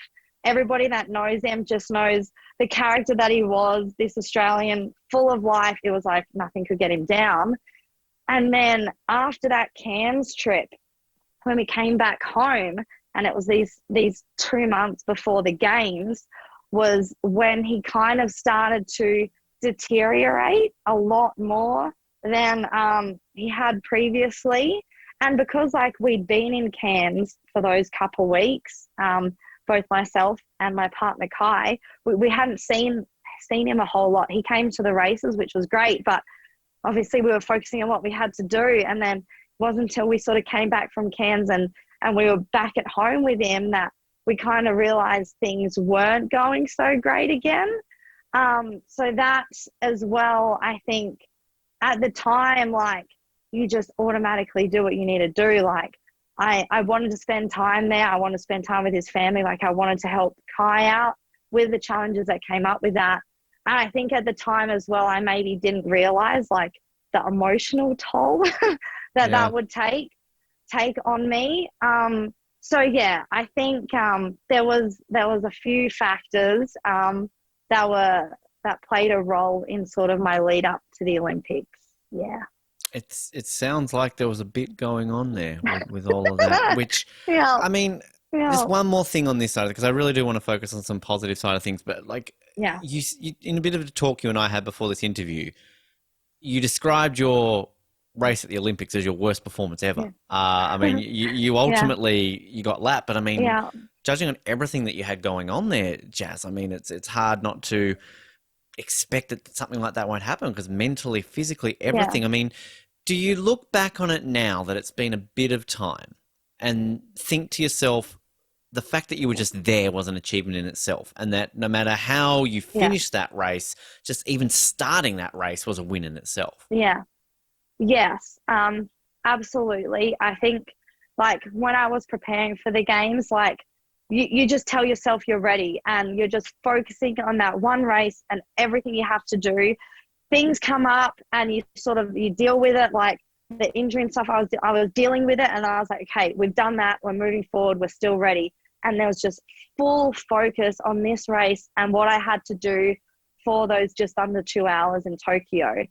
And then, yes, I've never been lapped before. I've never not finished a triathlon, literally since I was 9 years old. And then we have come to almost the end of the bike leg. The whole race, I've felt terrible. I felt flat. I knew I wasn't at my best. And I just kept pushing. I was like, this is the Olympic Games. I'm just going to do what I can here. I need to give my absolute best until I cross that finish line. And we're on the last lap of the bike. There's maybe like 400 meters before transition, before we get off. And with triathlon, if you're lapped on the bike, you need to stop for safety reasons, not to get in the way of those leading the race. Once you get to the run, it's fine. Obviously, running, it's not a danger. So we're like 400 meters from the dismount line, and the motorbike stops us. He's like, you guys are about to get lapped. You need to stop. And I was just in shock. I knew what was going on, but I was like, no, this can't be right. This is not what I've envisioned. This is not what I've prepared for the last 10 odd years. And I was sitting on the side of the road going, what is going on? And Ash Gentle, she was there with me, amazing athlete in herself. She was great. She was great with me. Obviously, she was extremely disappointed, but she was just hugging me. She was just like, it's going to be okay. It's going to be okay. And I was just sitting on the side of the road going, what is happening? And later on, I realized, I was like, I never, ever want to feel that feeling ever again.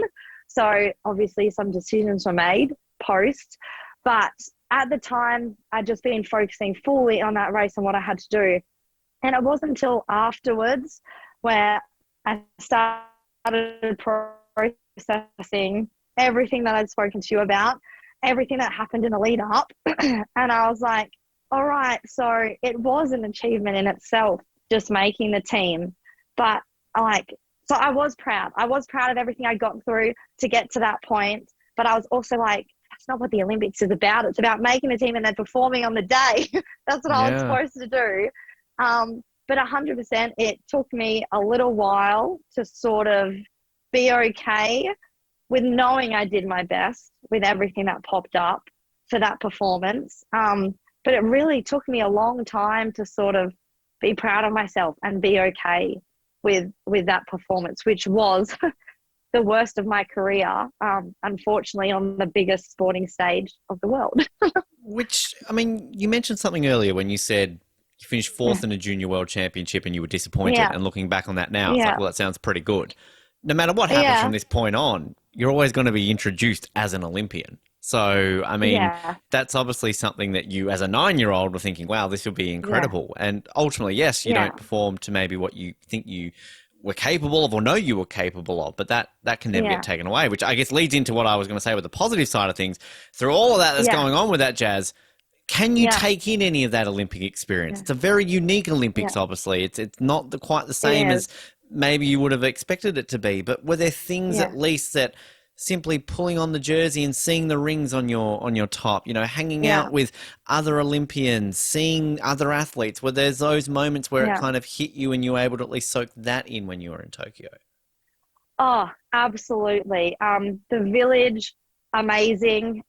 Firstly, seeing you'd walk around from like the Australian building to like the food hall, and all these other athletes from all these other countries, all the best in the world they're all here in this one spot. And that was just an amazing feeling to then be a part of it and be like, oh my gosh, I'm one of them as well. So there was 100% amazing parts. The Australian culture, the vibe, everything was just amazing. I think because obviously there was no fans, people on the side, family, all of that, they couldn't get to Tokyo. Normally, I mean, I haven't been to another Olympics, but I think if your family was there, you'd kind of see them every now and then a little bit.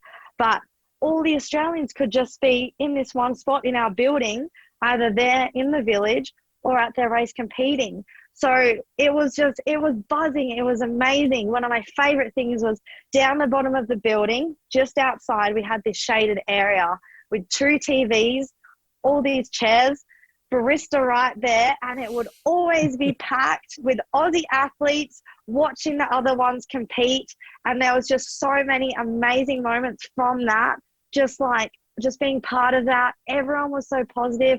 Everyone was so nice and encouraging each other, cheering gold medalists when they walked back through. It was absolutely amazing. And then one other thing which was like really special for me, Kenny Wallace was one of the Australians working there to like help us athletes. Basically, when us Aussie triathletes first got there, he gave us a tour. He was like, kind of, if you've got any questions, just ask.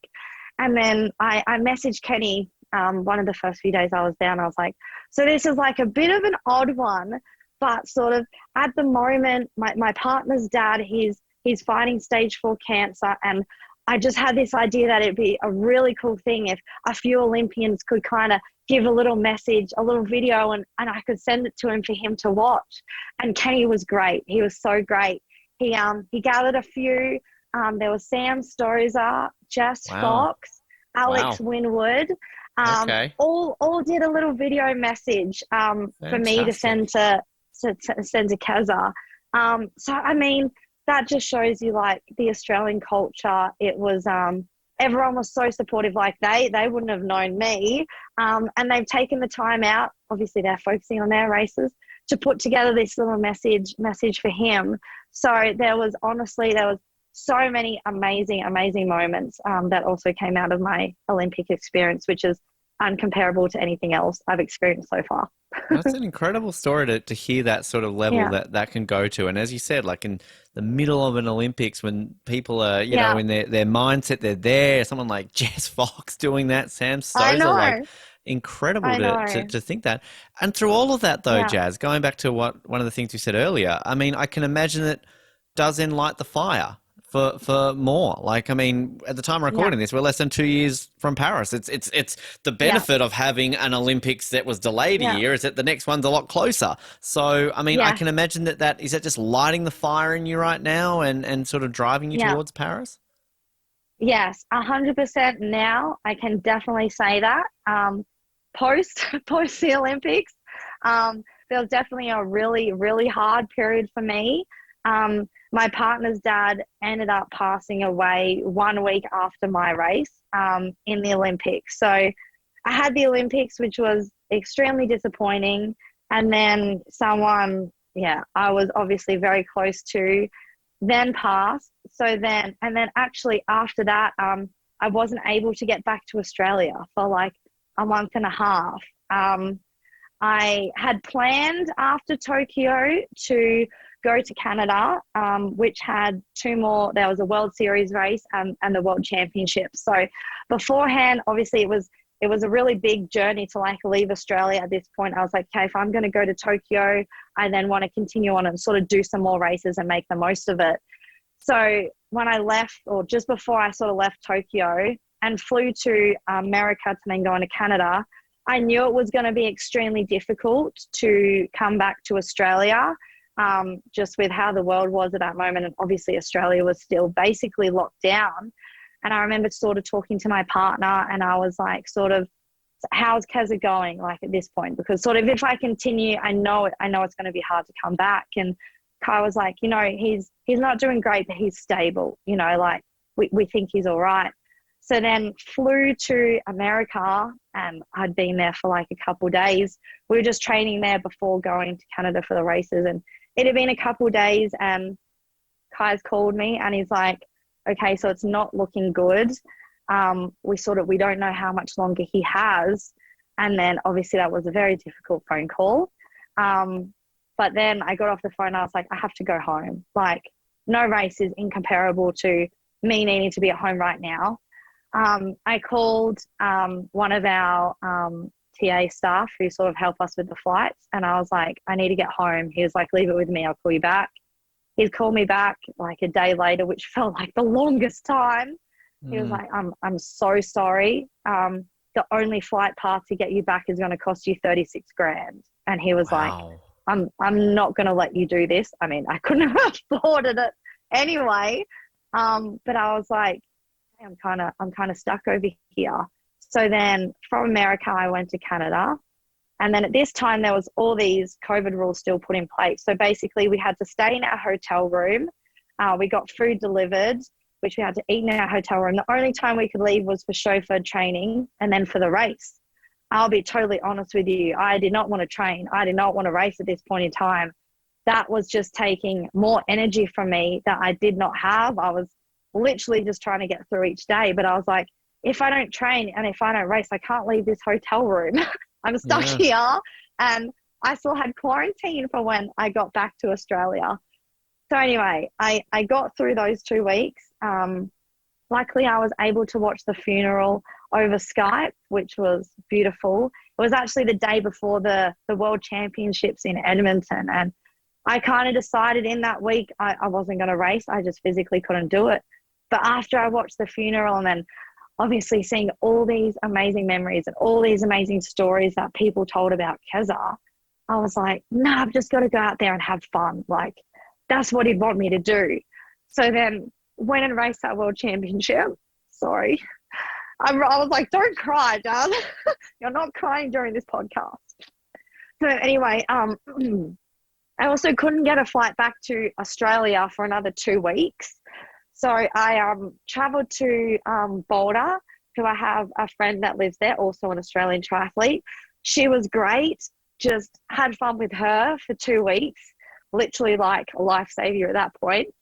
Flew back to Australia, and then I was stuck in Sydney for 2 weeks with the quarantine. And like, to be honest, also at this point, because Sydney had a lot of cases, I didn't even know if I was allowed to fly from Sydney back to Brisbane into Queensland after just quarantining there. Luckily, I was able to. So I had those 2 weeks in quarantine with a lot to process, which it was kind of a nice time, funnily enough, because I was just in this room with nothing I had to do for 2 weeks, and it was just my time, just for 2 weeks, just to work out my life, basically. Yeah. And then traveled home, and then went through a lot of processing in like the triathlon sense, and also with Kai and his family and working through that. But I made sort of a lot of decisions in that point to sort of change some things. I decided to change coaches at that point in time and changing squads, which meant a lot of changes down the line.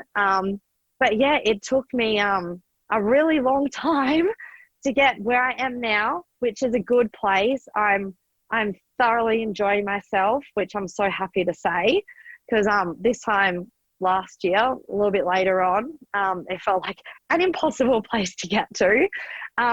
But no, I learned obviously so much. I made changes, and I'm so grateful for where I am now. And yes, Paris 2024, let's go.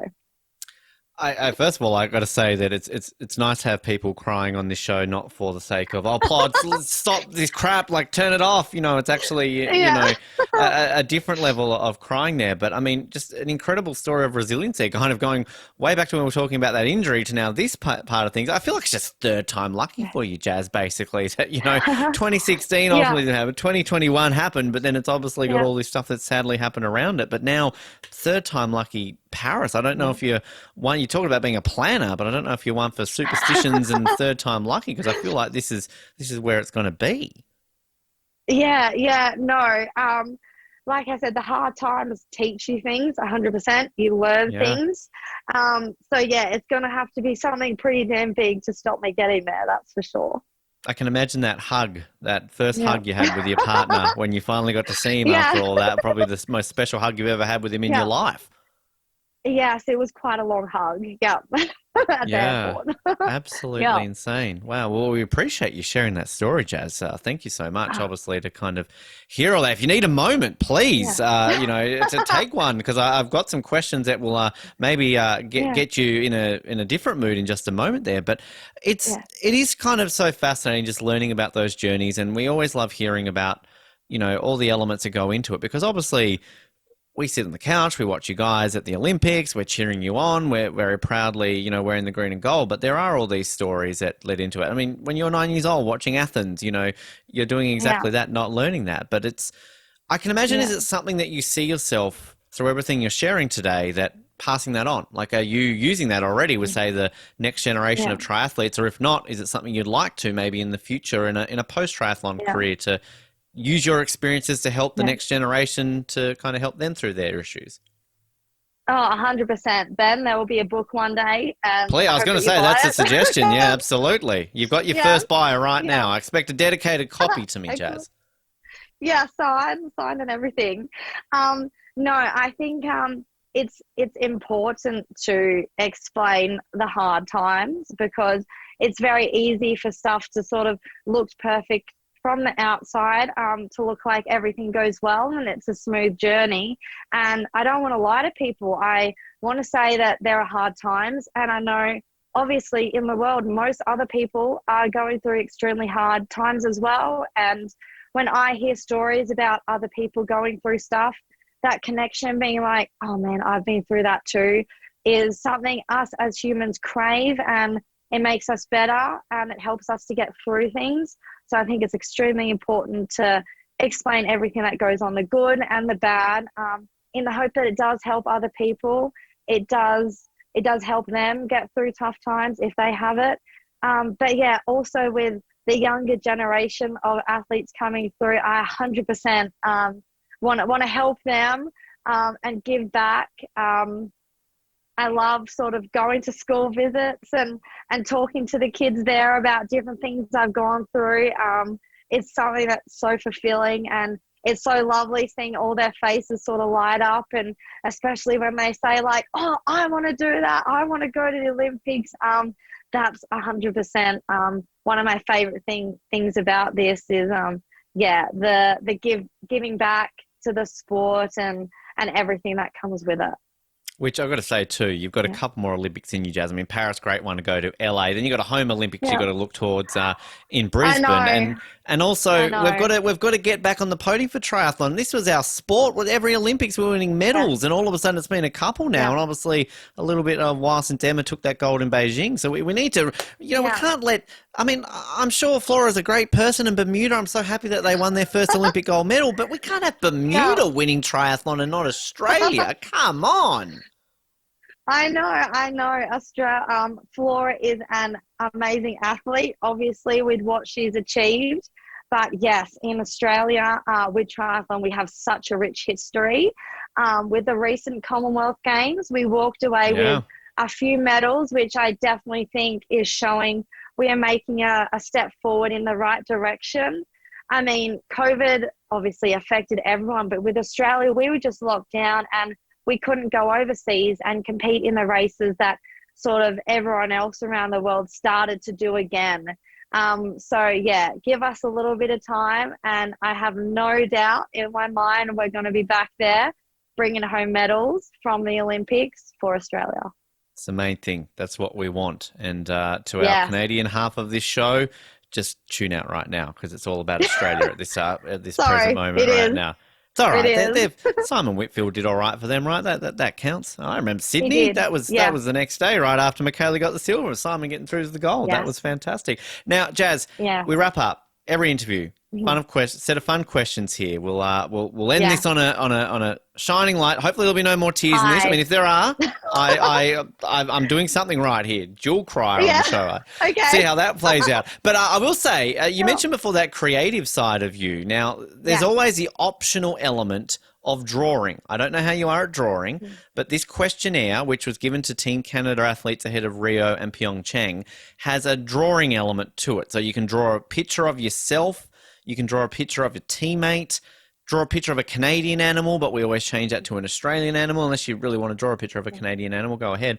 But again, not compulsory. But if you're there right now, you got a day off in Andorra and you want to do some drawing and send it through to us, feel free to. Yeah. So just putting it out there. How are your drawing skills? Disastrous. Yes. Photos, digital, I love. Pen to paper, not so good. No. All right. Well, just to add a bit of extra spice, I don't believe we've ever had a summer athlete send us a drawing. It's always been our winter athletes who maybe they're so cold they don't want to go outside. So, see, now you're setting a challenge for me. So maybe I will. Maybe you will. All right. I've got to get a summer athlete to do it eventually. Come on now, Jaz. I'll start off with the first question here. Your favourite Olympic moment is? So, obviously there are so many, but recently when I was in Tokyo talking about down the bottom of the Australian building with the TV on, I was sitting there when Ariane Titmus swam the 400-metre final, and literally every turn she was second.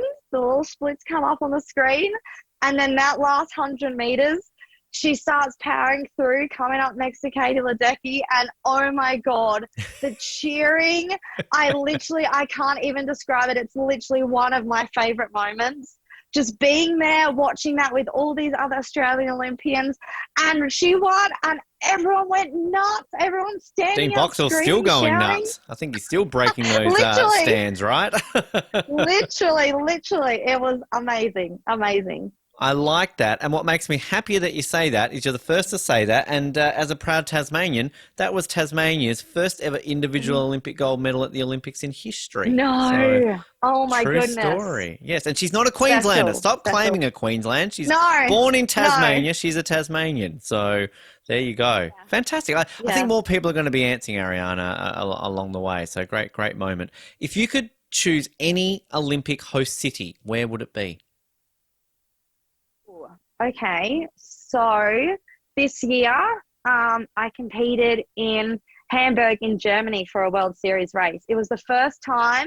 Everyone said the crowds are insane, the course is really cool, the place is amazing, and it absolutely was. The course went through all these cool buildings. The crowd was so deep. So I think Hamburg, Germany could do a very cool Olympics if it was anything like the triathlon event.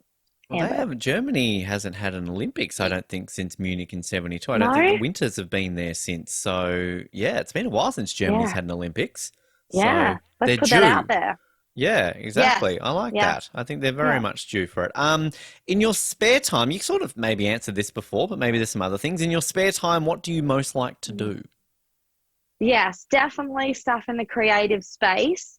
I hope post my athletic triathlon career, I'd sort of love to sort of move into that, whether it's kind of like documenting other squads or events sort of through photos and videos. I love sharing stories. So right now I'm trying to tell mine, but one day I want to help other people share theirs. Well, podcasting helps if you ever look into that space. Do you need an assistant? Hey, I'd never say no to an assistant. I look at these podcasts who have assistants and I'm like, what's this fancy nature? I don't know what that is. We'll talk afterwards, Jaz. We'll see how we can work out going there. The weirdest instruction a coach ever gave you was? Oh, the weirdest. So when I think of weird, I don't necessarily think of good, to be honest. If it's weird, I'm probably like, I don't want to be hearing that again. I mean, I am going to open up another can of worms here, but it's a topic I'm like extremely passionate about. From what I went through as a young female athlete, and to be honest, it's very weird advice, but what I was told one time when I was a young athlete was that this coach would know I was fit once my bottom was a certain measurement. So very, very weird. And I kind of want to use that as a platform to go on to say, I feel like these are supposed to be lighthearted questions, but it's by all means.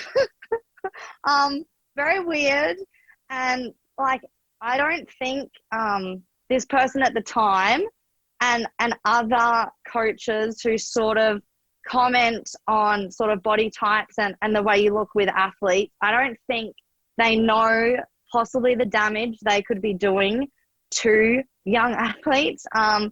So I don't think this was meant in a harsh way, and I also think like the education at the time wasn't correct. This was kind of a phase where it was like, to be fast, you need to be lean, like you need to lose weight. That's what's going to sort of make you a good athlete. And I just think it's such a critical thing to talk about, because at the time, like I looked up to this person. I was like, their experience, like they know what they're talking about. If this is what they say, this is what I need to do. So I did go on, and like that's not the only comment. There were other things made, other things that occurred that made me think I need to lose weight to do well.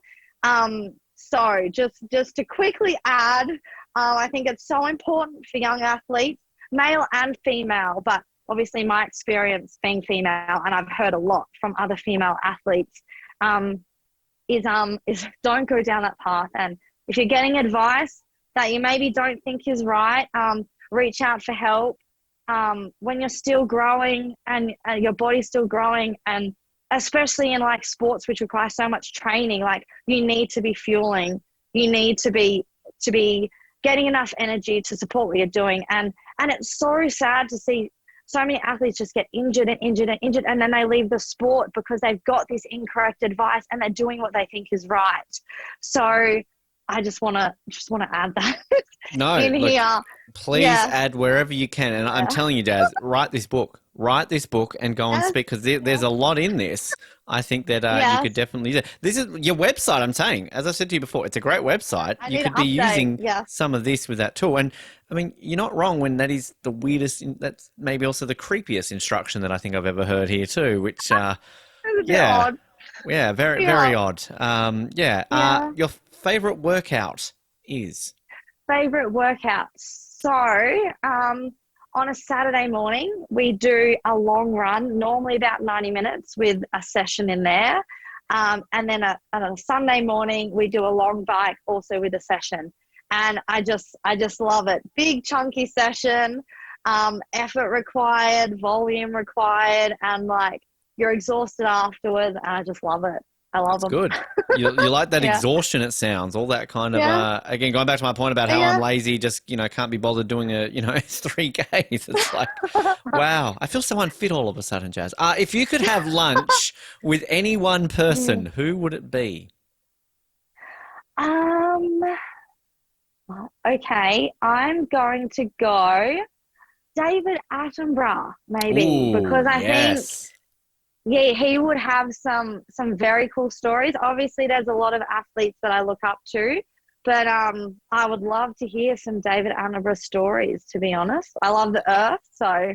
You'd want to do it somewhere near nature as well, wouldn't you? So you could just be in the middle of eating some food and check out that bird over there, Jaz, that is a spotted wren, and you just go into some thing, wouldn't you? Exactly, yeah. That would 100%. be pretty... I would be that guy though, who would sit down and go, tell me about your brother. He was in Jurassic Park.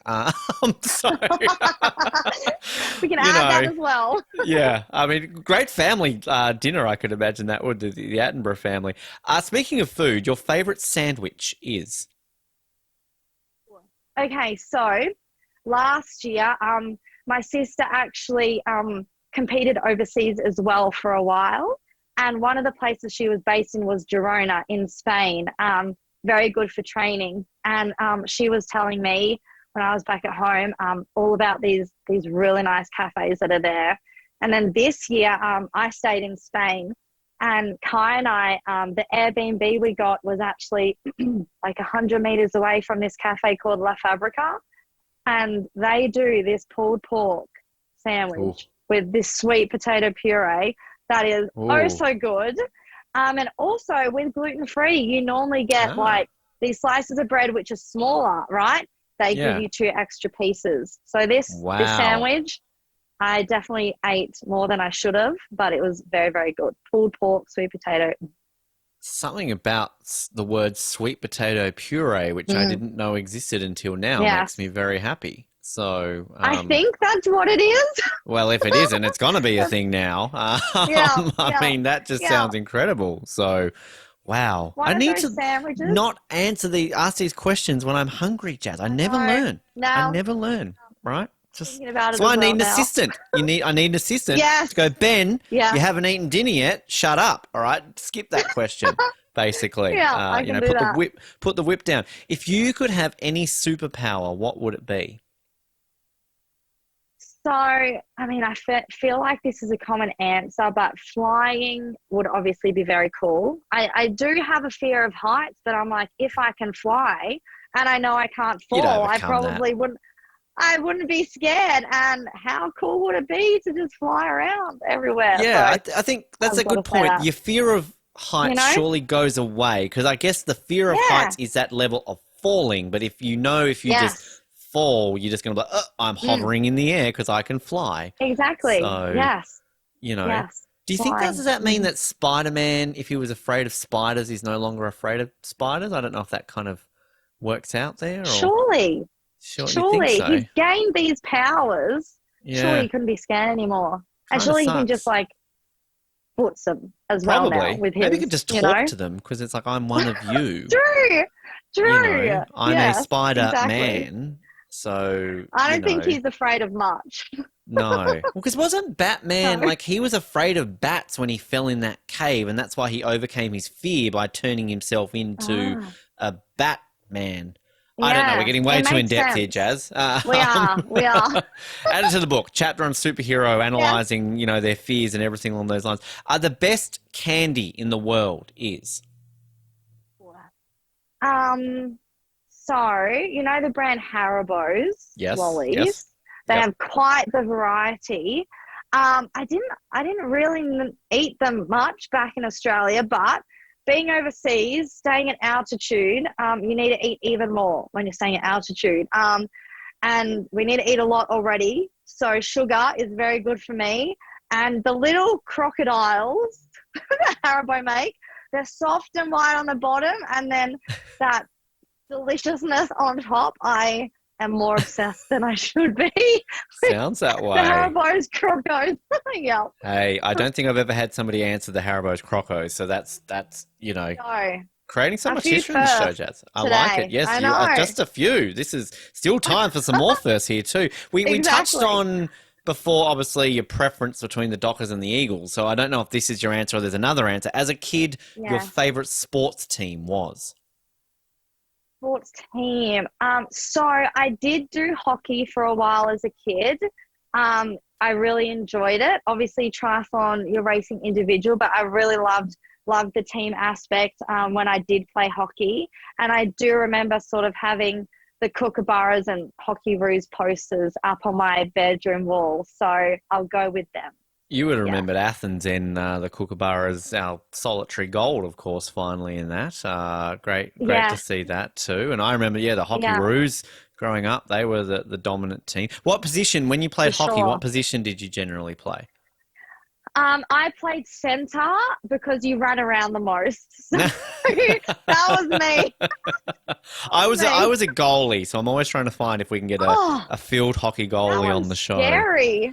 Yeah, Yeah, yeah. it happens when you get into your third game of the year and you don't have a goalie and you're losing every game like 30-0. So they're basically Yes, like, Ben, your dad's a goalie. You should go in goals. Okay. you. And the Yeah, rest is history. yeah. So, It's an important position to play. exactly. And just because you let in a Yeah. goal, it had to get past like 10 other Yes. people first, right? So it's not always your fault. Yes. Just True. True. clarifying that out. Sometimes it is. Most of the time it Yeah. was my fault because I sucked. But I mean, just other times there were other people who It's a were to blame. team. Yeah. It's exactly right. Yeah. Your favorite sports movie is? Oh, sports movie. Obviously, there are so many out there, but I do want to make my sister laugh with this when she listens, and I'm going to say She's the Man. Ben, have you seen that movie? I have Tell actually. me That you've is a seen it. sports movie. Yes, That's a it never been it answered. Again, is. another first, Jazz. I told you more first, but that is a sports movie. Good answer. My sister and I have watched it that many times. We can literally quote the whole thing. And obviously, it is showing that women can do just sports just as good as men, which I think is a good lesson for kids to learn. So She's the Man is my Who answer. The is classic.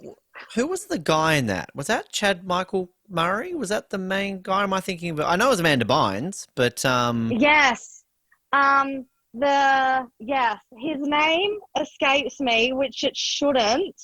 Um, you know who I'm talking he, about, right? Though, I right? know Channing Tatum. Channing Tatum. I knew it was one of I don't know How why could I Chad forget Michael that? Murray entered my head. That Yeah, name hasn't been mentioned we were since like close. 2004. We were close. But yeah, I Yeah. mean, I had a big crush on Amanda Bynes when I was. I think that's probably why I watched it Yeah, when I was a teenager. But that's a good yeah, movie though. we loved Yeah. it. Are there Yes. any triathlon movies, be it a fictional one or Oh, documentaries that exist? definitely documentaries, which I have watched, but movies, I don't think I've come across any, There actually. would be. There's surely some inspirational Surely, triathlon stories out there that need to be put in like Hollywood or something like that. surely. maybe that's what we do. After I finish with tries, we go into the creative space, we make a triathlon movie. Done. Heart-wrenching, powerful, inspiring one. The Jaz Hedgeland story. Next job It's a sorted. story on you. Like, that's what it's going to be, Yeah, right? yeah. Hopefully there'll be a gold medal in there and it will be Not just a one, great Jazz. Come on, story. multiple. Don't stop at one. A few, no. Exactly. Yeah. Keep pushing for that. Yeah, I like that. Yeah, because again, it's a sport that you would think there would be, but we can change that. If you could live anywhere in the world, where would it be? So I love Australia. With all the places I've traveled, obviously there's so many amazing ones. I just always love coming back home. So I couldn't picture myself long term living anywhere but there. However, New Zealand looks very nice and it's not too far away. And I feel like you can experience all the seasons there, which I'm not currently doing. I'm currently just chasing summer, which is good for tries. But afterwards, maybe in New Zealand for a little bit would be cool. You know what's absolutely hilarious about you saying that is that whenever we get winter athletes on the show, they're always talking about that they're chasing winter, literally. So they're summer, like I miss, the beach and all that sort of stuff. You might be the first summer athlete I've actually ever had on the show going like, oh, we chase summer all the time. Like, I want to go to Tassie to see snow. Like, and I love that because I'm a person who likes colder weather better. So I'm like, yeah, chase that cold weather. Yes, as long as I can rug up and I don't have to jump in a pool or go riding in the cold, I would love to sort of experience that for a little bit, for sure. Yes, yeah, well, definitely. Tasmania, Melbourne, 4 seasons in one day. I think, I went through it all today, basically. Yeah. The last one for you. I love this question because it is so open-ended. You can take this however you want to. When you were little, what was one thing you always thought? Oh, that's a tough question because as a kid, there's a lot of things that go through. I think my favorite answer I'll say to this, I've always had, and I always like saying this, is I had somebody answer that they were hungry. That was the one thing they always thought when they were little. Yes, no, that definitely crossed my mind. But luckily for me, Dad and Mum were very supportive of our athletic ambitions. They both come from sporting backgrounds, so Mum would sort of pack our thermos with food, which was ready for us straight after training. She'd come up with all these different breakfasts to eat in the morning. So with that regard, whilst I was hungry, I was very well nourished in that area. But for what I thought, I think I was just like a really hopeful, positive kid. I know obviously a lot of kids are, but I think a story maybe that springs to mind here is, and if kids are listening, please cover your ears, but I remember being at school in primary school, one of my friends was like, oh, I've looked at the writing on the cards from Santa and it's exactly the same as my mum's. Like, it's actually our parents that are Santa. And I remember walking away going, oh, come on, that is just a coincidence. Santa is real, the Easter Bunny is real. And then anyway, a little while later, I remember me, my sister, Mum and Dad were sitting in the car and Kira kind of starts asking these questions and she's like, and Kira's 3 years younger at me as well, remember? So I'm the older one. And Kira's going like, Mum and Dad, there's these things, I'm not sure if they're lining up with Santa Claus, like, is he actually real? And Mum and Dad are like, all right, there's something we need to talk to you both about. And obviously they've explained that Santa is not real. The Easter Bunny, Tooth Fairy, not real. And then after explaining that, Mum and Dad have kind of turned to me and they're like, but Jaz, obviously you knew that. And I was like, yeah, no, I knew that. But inside, the whole world was you're like, no, what's going on? Real. It has to be real. But no, I think growing up, our parents gave us just the best childhood. They protected us. Everything was good. And we had just a really good time, which I think obviously as an adult, you come to learn there are some bad things and there's some annoying things like taxes and petrol prices. But I just had so much hope and so much belief, and maybe that's why also I wanted to be an elite athlete. They just filled me with this this drive and this positivity for all the good in life. So there's the answer. I don't know if that's exactly correct, but yeah. You might have spurred on a potential future question now that I can ask our guests. At what moment did you realize Santa Claus wasn't real? The sad you know, one. It is. It's a sad one. I mean, maybe we could get some guests who would go, Santa's real. What are you talking about? And they've lived on to that, Exactly. that hope throughout their in that life. place, full belief. Mm-hmm. It could work. I mean, Michael Phelps, maybe he believes in Santa still, and that's why he's won so many gold medals. You never know. Exactly. We could be let in on this secret. Exactly. To the best and the best, and why. Yeah, Emma McKeon. Like I look at her and I think, there's a woman who believes in Santa Claus. That's why she's got so many medals. That's where Ariane Titmus, she was, that last 50 meters against Katie, she's going, come on, Santa, get me across the line. And the hope. Gold. Yeah. Yeah. Wow. Jaz, before I let you go, we mentioned your website, social media. Where can people follow what you're going to be up to between now and Paris and everything else in between? So obviously, as I like taking photos and videos, Instagram is currently the social media I'm most up to date with. I've actually sort of been making a reel for each week I've been overseas with. It's mostly, to be honest, it's just for me to look back on because so much has happened, but I just love sharing it, especially with people that maybe want to be over in Europe, but they're not, and they can sort of live a little bit through these videos and kind of show a little bit of the behind the scenes of elite athletes, sort of trying to give that full picture.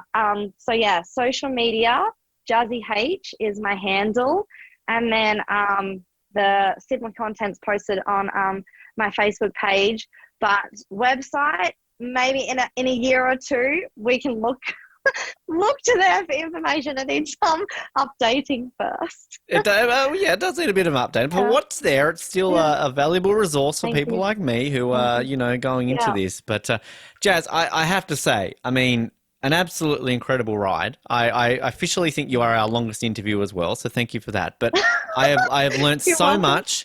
You've ticked so many boxes on this show for firsts.